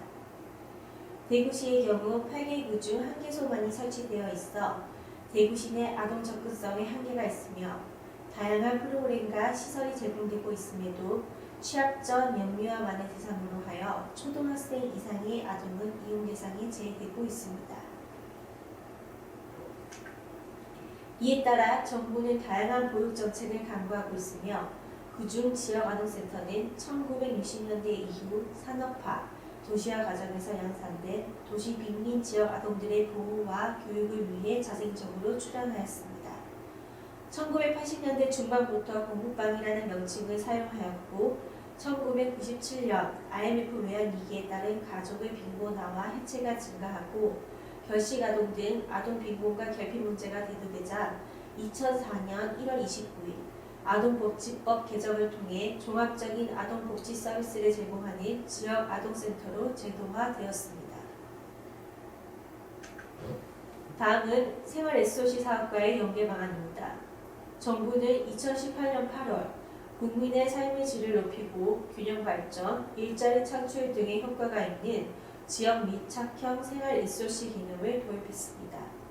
특히 10대 과제 중 복지시설 기능 보강 세부사항에 지역아동센터 환경 개선 항목이 포함되어 있으며 2019년 4월 15일에 발표한 생활 SOC 3개년 계획안 3대 분야 8대 핵심 과제로 어린이집, 유치원, 온종일 돌봄 체계를 포함하는 어린이 돌봄 시설 확충 내용이 포함되어 있어 생활 SOC 사업과 결합된 아동 돌봄 시설에 대한 정부의 의지를 볼 수 있습니다. 지역아동센터는 2018년 12월 말 기준 총 4,138개소, 이용아동은 10만 9,610명으로 국내에서 아동복지를 위해 운영되고 있는 시설 중 개소 숫자와 이용아동 수가 가장 많은 아동복지시설로서 지역 밀착형 생활 SOC 정책 부분과 맞춘 활성화 방안이 기대되는 시설입니다. 하지만 지역아동센터는 이용아동 선정 기준에 있어 2013년까지 취약계층 아동을 보호하는 역할기관으로 운영되었는데요. 2012년을 기점으로 맞벌이 가정의 보육 필요에 대한 요구가 커지면서 교육부, 초등돌봄교실, 여성가족부, 청소년 방과후 아카데미와 함께 돌봄 서비스 추진기관 간 연계체계 운영을 진행하고 서비스 대상을 방과 후 돌봄이 필요한 지역사회 아동으로 확대하였습니다. 하지만 신고 정원의 80% 이상 돌봄 취약 아동 비율을 유지해야 하는 선별적 기준이 존재하여 아동과 부모의 인식 부족이 여전하고 변화된 돌봄 필요에 대해 적절히 대응하지 못하고 있는 실정입니다. 대구의 지역아동센터 현황을 살펴보면 2020년 1월 1일 기준 총 199개소로 북구에 가장 많은 지역아동센터가 운영 중입니다. 지자체별 2019년 기준 0세에서 19세 아동 인구 현황은 달서구, 북구, 수성구, 달성구, 동구, 서구, 남구, 중구 순으로 나타났습니다. 그중 수성구와 서구의 수치를 살펴보면 아동 인구 대비 지역 아동센터 설치 수가 정비례하지 않음을 발견할 수 있었는데요. 이는 지역 아동센터의 초기 성격이 돌봄 취약계층 지원 사업으로 시작되었기 때문으로 보여지며 지자체별로 아동 인구 대비 설치 비율의 큰 차이를 볼 수 있었습니다. 지역아동센터 관련 선행 연구를 살펴보면 법제화 후 지역아동센터의 대규모 증가 과정에서 발생한 종사자의 업무량 과다, 인력 및 재정 부족 등 관리 체계상의 문제점에 주목하고 운영 프로그램 개선 방안을 제안하는 연구가 진행되었습니다. 반면에 운영시설에 대한 물리적 사례 분석 연구는 매우 미미한 모습입니다. 이에 본 연구는 현재 진행되고 있는 4,138개 개소 중 98%에 달하는 지역아동센터가 2014년 이전부터 운영되던 곳이라는 부분에 주목하여 운원조사를 통한 정책적 이행을 바탕으로 실제 지역아동센터의 물리적 환경 분석을 진행하려 합니다. 현 시설의 노후화 정도나 적합한 시설 환경이 제공되고 있는지 살펴봄으로써 취약계층에 맞춰진 기초돌봄 환경이 아닌 지역 내 일반 아동에 대한 보편적 관점으로 패러다임 전환이 가능한 지역아동센터 활성화 방안 마련에 기초자료를 작성하는 데 목적이 있습니다.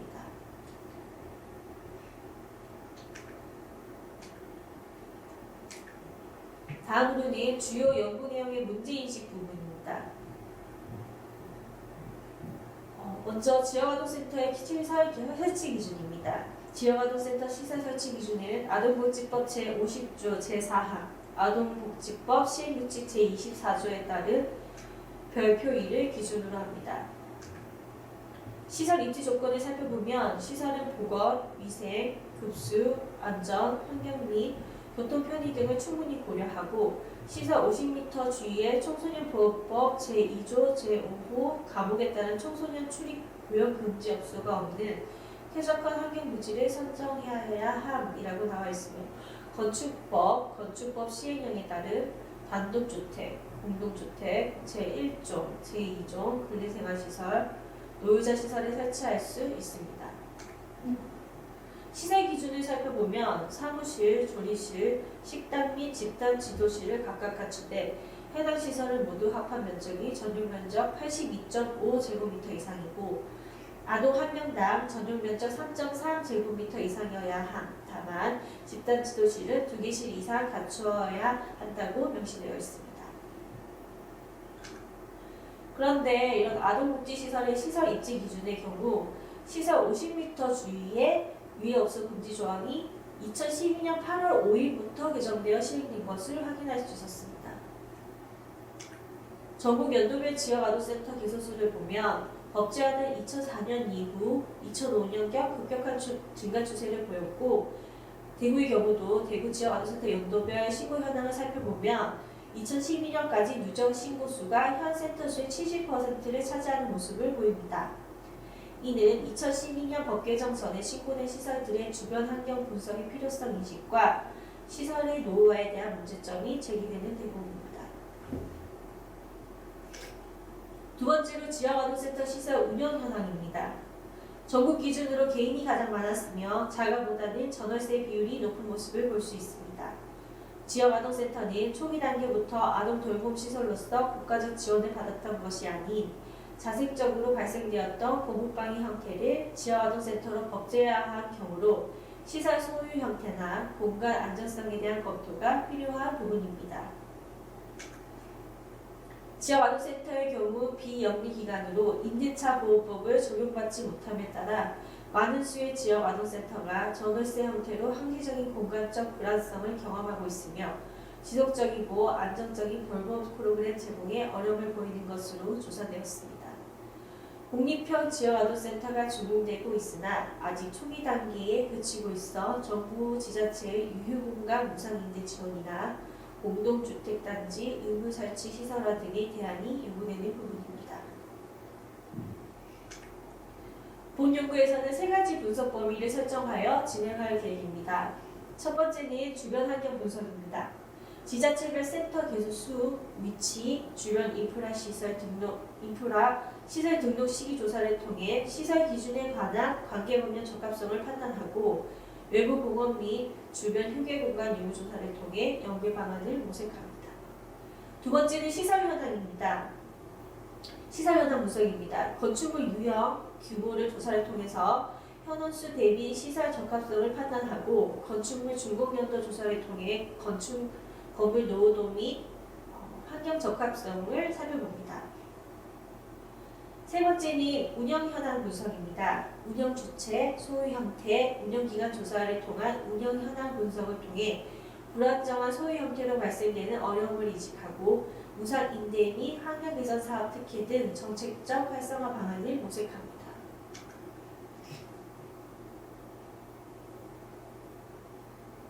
본 연구는 코로나라는 특수한 상황으로 인해 연구의 방법을 관계부처 통계 및 정책 자료를 기반으로 하여 대구 시내 제2지역아동센터의 건물의 건축물 대장과 해당 센터 홈페이지를 통하여 조사를 진행할 예정입니다. 지역아동센터는 국내에서 아동복지를 위해 운영되고 있는 시설 중 개소 숫자와 이용 아동수가 가장 많은 아동복지시설로서 사용자의 접근성이 용이하며 다변화된 돌봄 요구에 대응할 수 있는 생활 SOC 거점시설로서의 역할을 기대해봅니다. 본 연구에서 진행되는 대구시 지역아동센터의 물리적 환경 특성 조사는 아동 돌봄 시설 확충 및 보강을 목표로 하는 생활 SOC 시설 설치 기준 및 방향 설정과 취약계층에 맞춰진 기초돌봄 환경이 아닌 지역 내 일반 아동으로 패러다임 전환이 가능한 지역아동센터의 활성화 방안 마련을 위한 기초 자료를 작성하는 데 목적을 두고 진행하려 합니다. 여기서 착수보고 발표를 마치도록 하겠습니다. 감사합니다.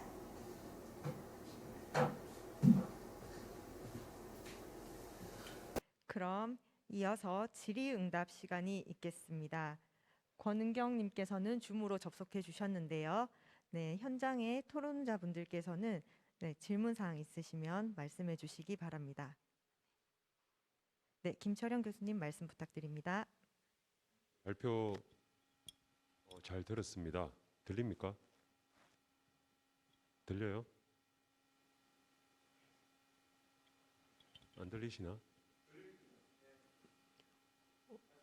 들리시죠? 연구 제목이 도심 활성화를 위한 생활 SOC 커뮤니티 시설의 물리적 환경 특성 연구인데 앞에 들어가 있는 도심 활성화 사실 우리 그 연구 큰 주제가 도시 재생과 관련된 연구거든요. 근데 내용들을 보게 되면 연구의 범위나 내용이나 연구 주제를 보더라도 내용 어디 한 부분에도 도심 활성화나 도시 재생과 관련된 내용들이 크게 나타나지 않는다는 생각이 들어요. 물론 연구자께서 이 그 지역아동센터에 대해서 좀 되게 조사를 많이 하시고 여러 가지 데이터 수집을 많이 하셨는데 남은 기간 동안 이러한 지역아동센터가 과연 이 지역 사회에서 도시 재생과 주민들의 커뮤니티 공간으로서 어떻게 활용이 가능한지에 대해서 그러한 좀 내용들을 추가를 해서 연계시켜주면 우리 취지와 맞는 연구가 되지 않을까라고 생각을 합니다. 이상입니다. 네. 답변을 드리고자 하면 내용 중에도 나왔지만 도시재생 방안으로 생활 SOC 개념을 요즘 적용을 하고 있는데요. 그 내용 중에 아동시설에 관한 부분들의 내용이 있어서 지금 현재 개소수가 많이 있고 그다음에 구축되어 있는 지역 아동센터를 연계를 해가지고 그거를 활용을 해서 그런 생활 SOC 시설로서 제안을 한다면 그게 도시재생 관점에서 좀 제한될 수 있지 않을까 해서 그렇게 진행해 보려고 합니다. 네, 답변이 되셨을까요? 네, 그럼 이어서 김용범 박사님 말씀 부탁드립니다. 네, 워낙 교수님이 맥을 잘 짚었기 때문에 저는 이제 간단히 숟가락만 얹도록 하겠습니다. 이 타이틀을 대구광역시 생활 SOC 커뮤니티 시설 갈로 열고 지역아동센터 현황 및 특성 및 개선 방안 그렇게 간단하게 하시면 기존에 연구하셨던 대구광역시 내 지자체별 센터의 현황 및 주변 인프라 특성 분석하셨고 그다음에 시설에 있어서 건축물 유형 및 분석하셨고 그다음 실제로 운영이 어떻게 되는지 분석하셨기 때문에 대구시 전체에 있는 지역 아동센터의 특성과 개선 방안을 보니 앞으로 이렇게 좀 갔으면 좋겠다.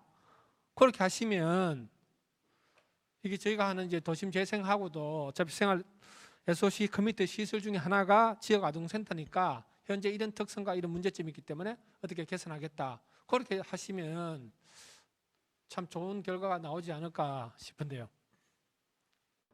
도심 활성화를 위한 생활 SOC 커뮤니티 시설의 물리적 환경, 특성 연구, 지역아동센터를 중심으로 한 연구는요.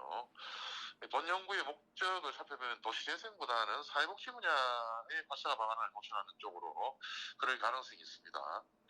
지역아동센터와 도시재생 간 명확한 연결고리를 찾아서 연구에 반영했으면 합니다. 이것으로 네, 질의응답을 마치도록 하겠습니다. 네, 발표자분 그리고 토론자분 모두 고생하셨습니다.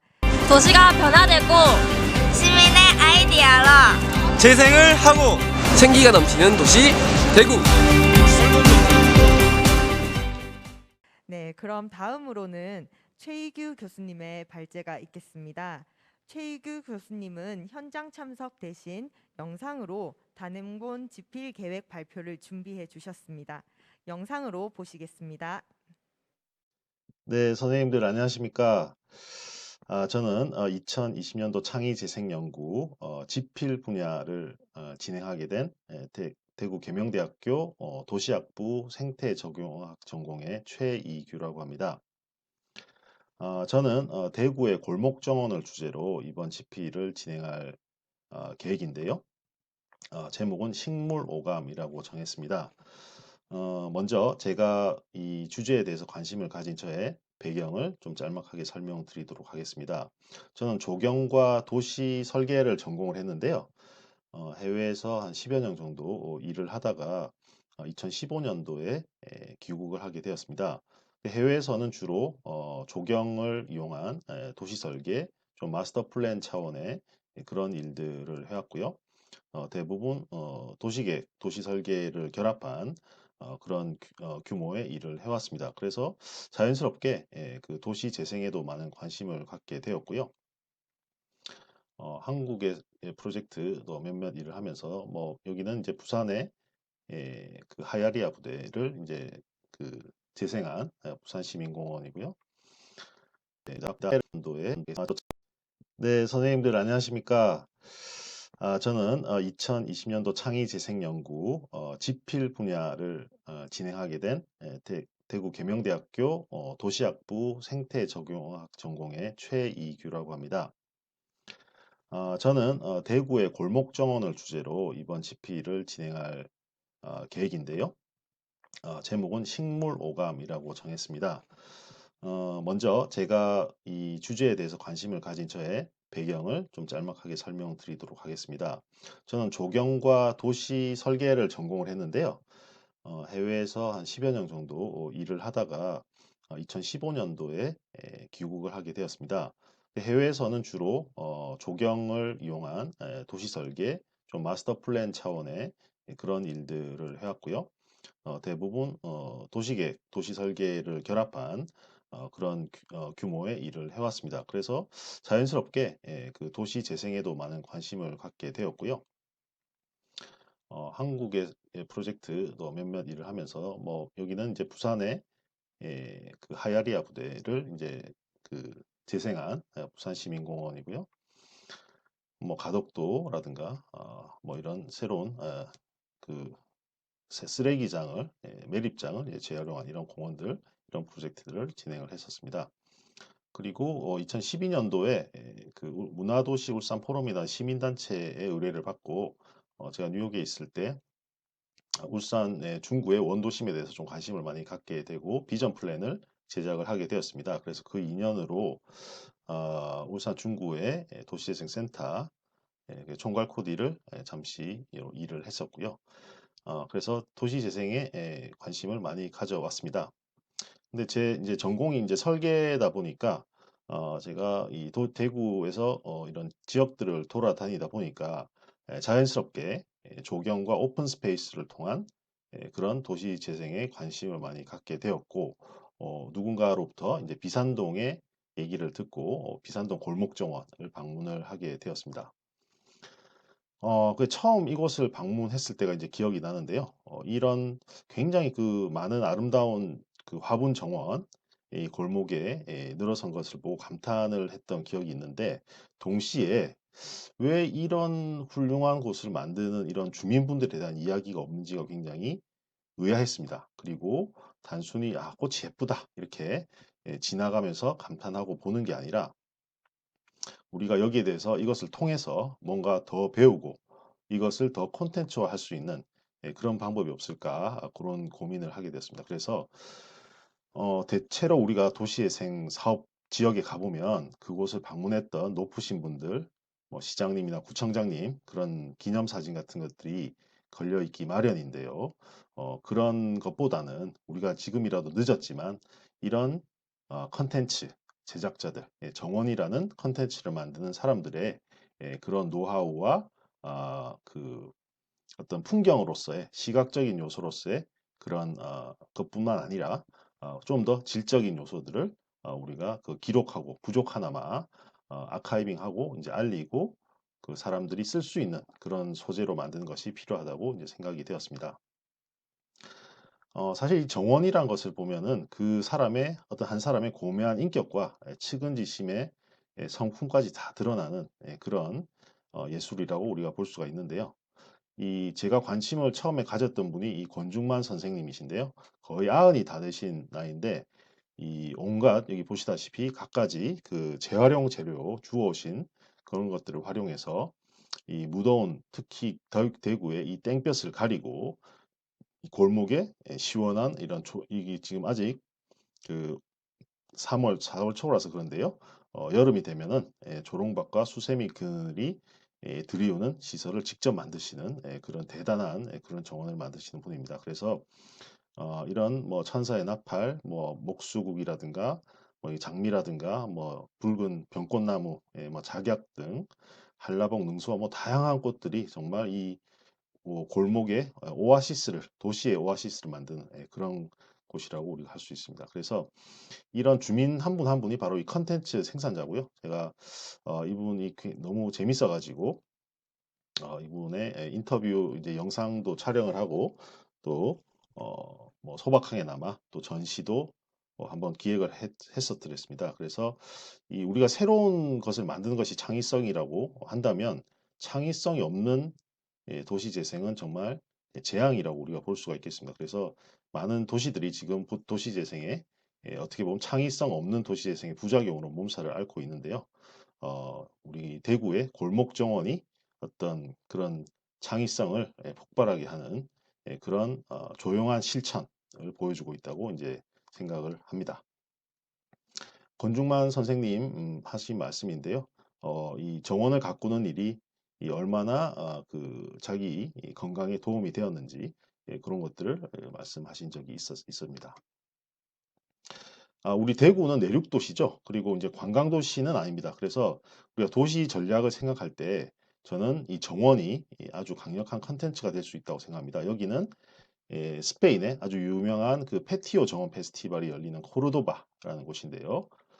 그리고 세계에서 가장 유명한 정원 페스티벌이 열리는 도시가 바로 이 프랑스의 쇼몽입니다. 그래서 도시 내 골목을 따라서 형성된 마을 정원이 전통적인 우리가 관광 상품을 대체할 수 있는 코로나 시대의 대안이 될 수 있다라고 이제 생각을 하고요. 특히나 볼거리, 먹거리, 각종 체험이 융합이 된 다층적 도시 재생의 잠재력을 가진 자원이 될 수 있을 것이라고 이제 생각을 합니다. 그래서 비산동의 작은 이 정원 공간에 전시 공간에서 우리가 권중만 씨의 그동안의 단지 식물뿐만 아니라 여러 가지 그동안의 그 가꾼 노하우를 이렇게 기록하는 그런 전시를 가졌고요. 직접 가꾸신 이런 수국 같은 것들도 같이 전시를 하고, 여기가 이제 그 전시장의 모습입니다.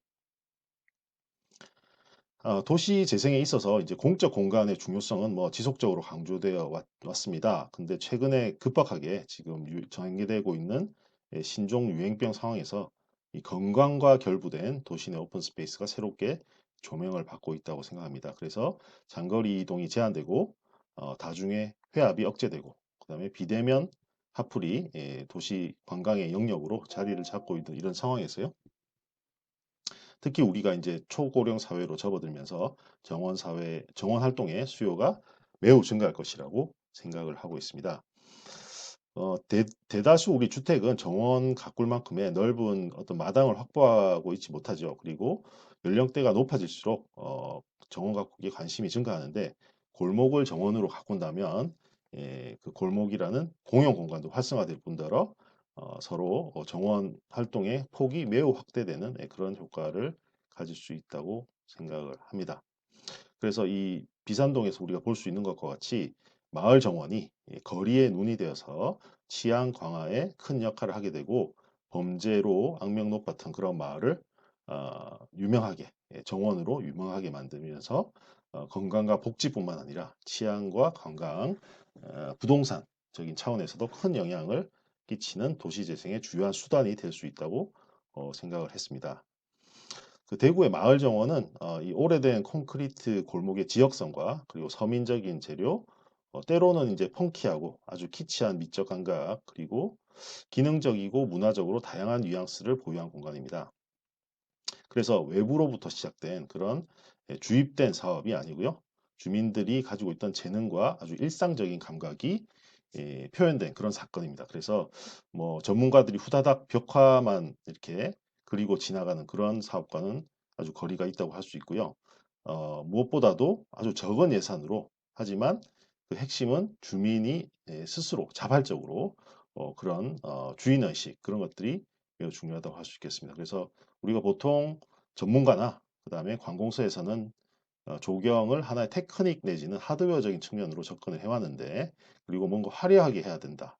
멋지게 해야 된다. 그런 것들이 있었는데 오히려 저는 이 아마추어리즘을 통한 이분들의 그 노하우를 연구하고 이분들의 미학적인 그런 관점을 나눔으로써 훨씬 우리가 새로운 그런 컨텐츠가 될 수 있다고 이제 생각을 합니다.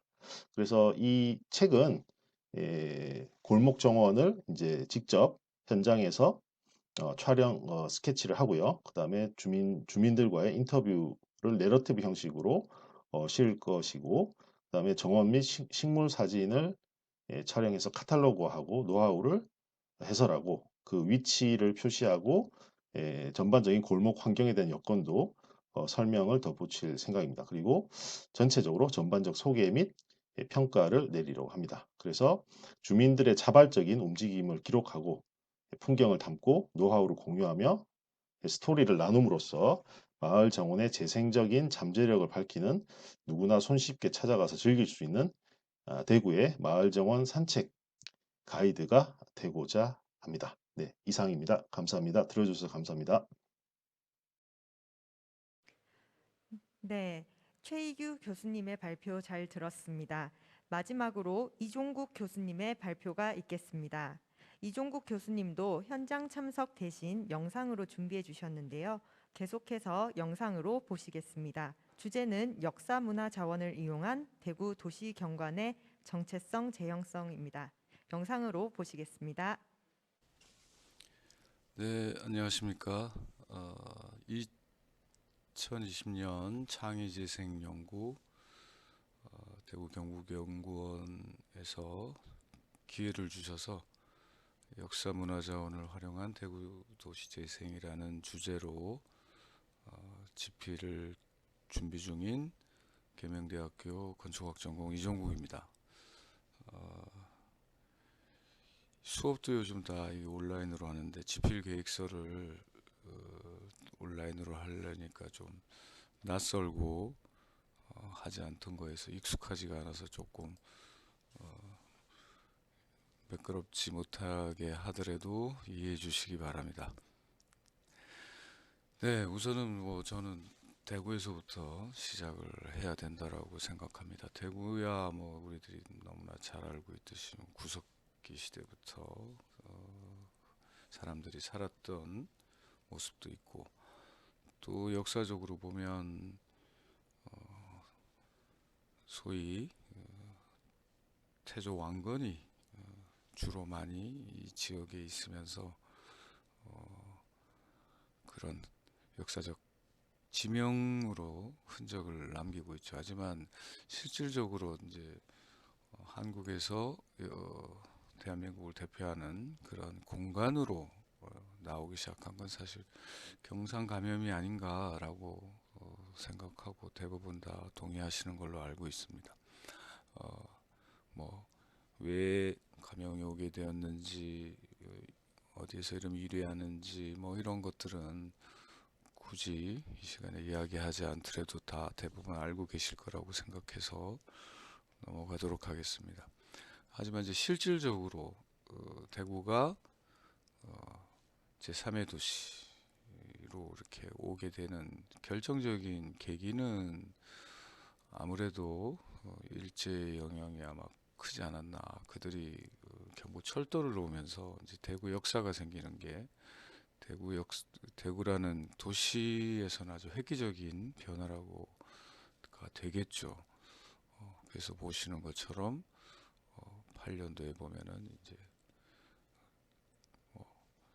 항상 이야기하지만 일본이 뭐 한국을 돕기 위해서 근대화시키기 위해서 하는 게 아니라 어떻게 하면은 수탈을 좀 더 합리적으로 또 효율적으로 할 것인가가 목적이었죠. 근데 문제는 그러면서 도시가 이전에 있었던 우리 가명이 저층 부서지기 시작. 도시가 발전한다는 거죠. 그래서 기존에 있었던 도시 모양이 사실 사라지는 그러한, 이거야 뭐 어쩔 수 없죠. 이거 전 세계가 다 뭐 마찬가지인데 좀 더 보존이 되고 같이 했었으면 좋을 텐데, 이것도 뭐 역사적인 사실은 뭐 또 많이 있죠. 왜 그렇게 됐는지 그런 것까지는 말씀 안 드리겠습니다. 드디어 이제 또 한 가지 큰 변화는 아마 남북전쟁, 드디어 한국의 6.25가 일어나면서 수많은 피난민들이 대구가 거의 마지막 교두보였기 때문에 내려오면서 대구가 아주 급격하게 사람들이 많이 사는 공간으로 이전하고 다르게 변화하는 계기를 가졌다고 생각합니다. 그 이후에 뭐 여러분들 잘 아시는 것처럼 공업화가 이루어지고 도시화가 아주 급격하게 이루어지면서 지금은 뭐 250만, 근데 이제 앞으로야 자꾸 이제 줄어들 일밖에 안 남았는데, 어쨌든 뭐 지금은 뭐 3대 도시의 위치를 자꾸 지금 뺏기고 있죠. 어떻게 보면 이제 성장 동력을 그만큼 잃었다라고도 할 수 있는데, 그래서 뭐 인구가 꼭 많아야 좋은 도시다라고는 이야기할 수 없겠죠. 하지만 이제 갖춰져야 될 것. 그래서 아마 대구시에서도 앞으로 대구의 어떤 도시가 어떻게 발전할 것인가. 그래서 1도심, 4부도심, 5개의 성장 유도 거점을 가지고 이제 앞으로 대구의 도시를 계속 발전시켜 나갈 것으로 생각하고 있습니다. 하지만 이제 아시는 것처럼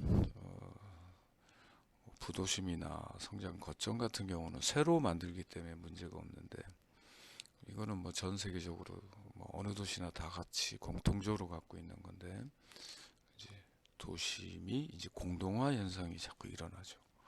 그래서 이러한 현상을 어떻게 좀 더 효율적으로 그리고 뭔가 활력을 넣을 수 있는 방법이 없을까? 제가 좋아하는 고전 중에 손자병법이 있죠.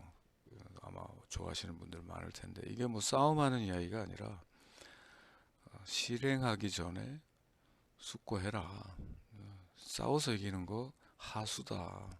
안 싸우고 이길 수 있으면 가장 좋고, 최소한 손해보는 짓은 하지 마라. 그러니까 손자병법이죠. 우리도 지금 이제 새로운 대구의 도심을 좀 더 활성화를 시켜서 뭔가 변화를 주고 재창조를 하려고 그러는데, 좀 더 깊이 있는 숙고, 성찰이 필요한 때가 아닌가라고 생각을 합니다. 아시는 것처럼 뭐 도시라는 게 한번 이렇게 성장을 하고 또 쇠퇴해서 없어지는 게 아니라 마치 사이클처럼 계속 순환을 하게 되죠.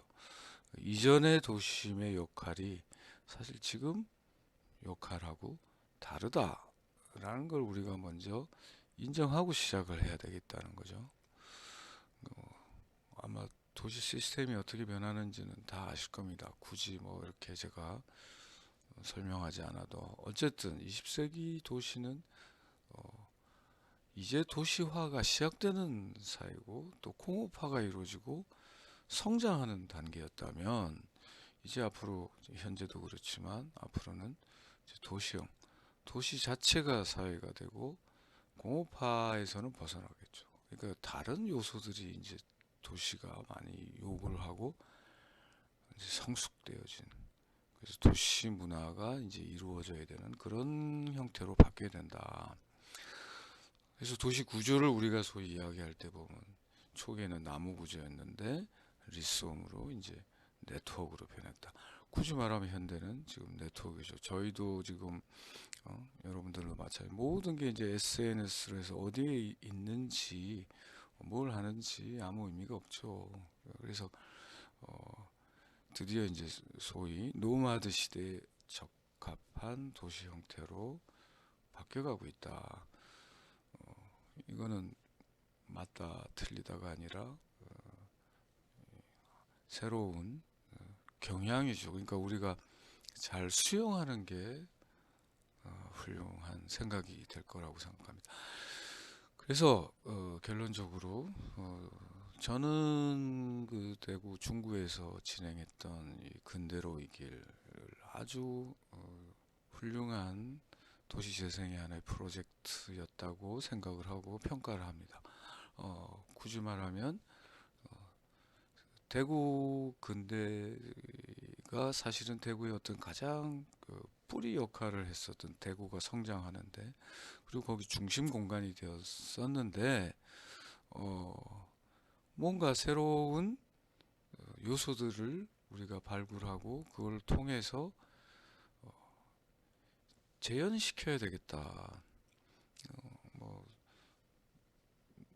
너무 내용을 잘 알고 계시기 때문에 뭐 구체하게 더 이야기하지 않겠지만은 보시는 것처럼 이게 다냐 이거죠. 사실 제가 질문 드리고 싶은 건 그래서 구체적으로 말씀드리면 대구 중구 우리 대구가 시작되었던 이 공간에 있는 역사적인 그런 문화적인 그 다음에 자연적인 그런 다양한 요소들을 좀 더 적극적으로 발굴을 하자. 그 다음에 어떻게 그런 것들을 조금 더 네트워킹을 해서 진짜 대구 도심이 더 이상 버려진 공간, 쇠퇴해서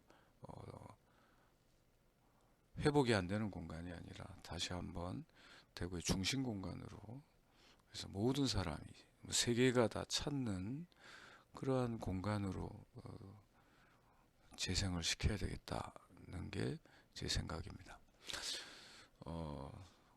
10분 안에 해달라고 그래서 제가 10분간 간략하게 이야기했는데 시간은 그렇게 많이 주시진 않은 것 같아요. 그럼에도 불구하고 제가 관심 있는 테마였기 때문에 계속 준비해왔던 것들을 그 다음에 또 석박사 학생들 지도하던 내용들 이런 것들을 좀 더 연구원에서 요구하는 그 정도 수준까지는 올려서 제출하도록 하겠습니다. 제가 사실 가장 어려운 거는 학술적으로 하자 그러면은 좀 크게 부담이 안 가는데 일반인도 좀 봤으면 하는 부분을 요구를 하셔서 그걸 어떻게 만족시킬 수 있을 것인가가 참 많이 고민스럽습니다. 하여튼 그럼에도 불구하고 기회를 주신 것에 대해서 다시 한번 감사드리고 최선을 다해서 좋은 결과물로 보답하도록 노력을 다할 것을 약속드립니다. 네, 감사합니다. 네, 이렇게 단행본 집필 계획에 대한 두 발표 영상도 보셨습니다. 그럼 최종적으로 현장에서 오랜 시간 참여해 주신 두 토론자분께 인사 말씀을 부탁드리겠습니다. 김철영 교수님 먼저 부탁드리겠습니다. 대구시는 다른 지자체에 비해서 도시재생 연구와 도시재생 관련 사업들이 굉장히 이제는 자리 잡았다고 생각을 합니다. 그래서 이 어려운 시기에도 이렇게 작지만 행사를 성공적으로 추진하는 만큼 내년에도 좋은 행사와 좋은 사업들로 다시 만나 뵀으면 고맙겠습니다. 오늘 수고하셨습니다. 네, 말씀 감사합니다. 그럼 이어서 김용범 박사님께 말씀 부탁드리겠습니다. 네, 저도 오늘 같이 뜻깊고 좋은 그 세미나에 참여해서 또 많은 걸 배웠고요. 또 저도 저 나름대로 또 작게나마 이 행사에 기여했다는 데에서 또 보람을 갖고 앞으로 대구 창의 재생센터가 더 큰 발걸음을 옮겨가는데 큰 많은 일을 했으면 좋겠습니다. 네, 고맙습니다. 네, 두 분의 인사 말씀 감사합니다. 지금까지 7분의 발제자분들을 모시고 세미나를 진행해 보았는데요. 모두 수고 많으셨습니다. 현장에 참석해 주신 분들 외에 줌 참여자분들에게도 정말 뜻깊은 시간이었을 거라 생각됩니다. 그럼 여기서 2020 온택트 대구 창의 도시재생 위크의 첫째 날 프로그램인 창의 재생 연구 세미나를 마치도록 하겠습니다. 지금까지 사회를 맡은 김미정이었습니다. 감사합니다.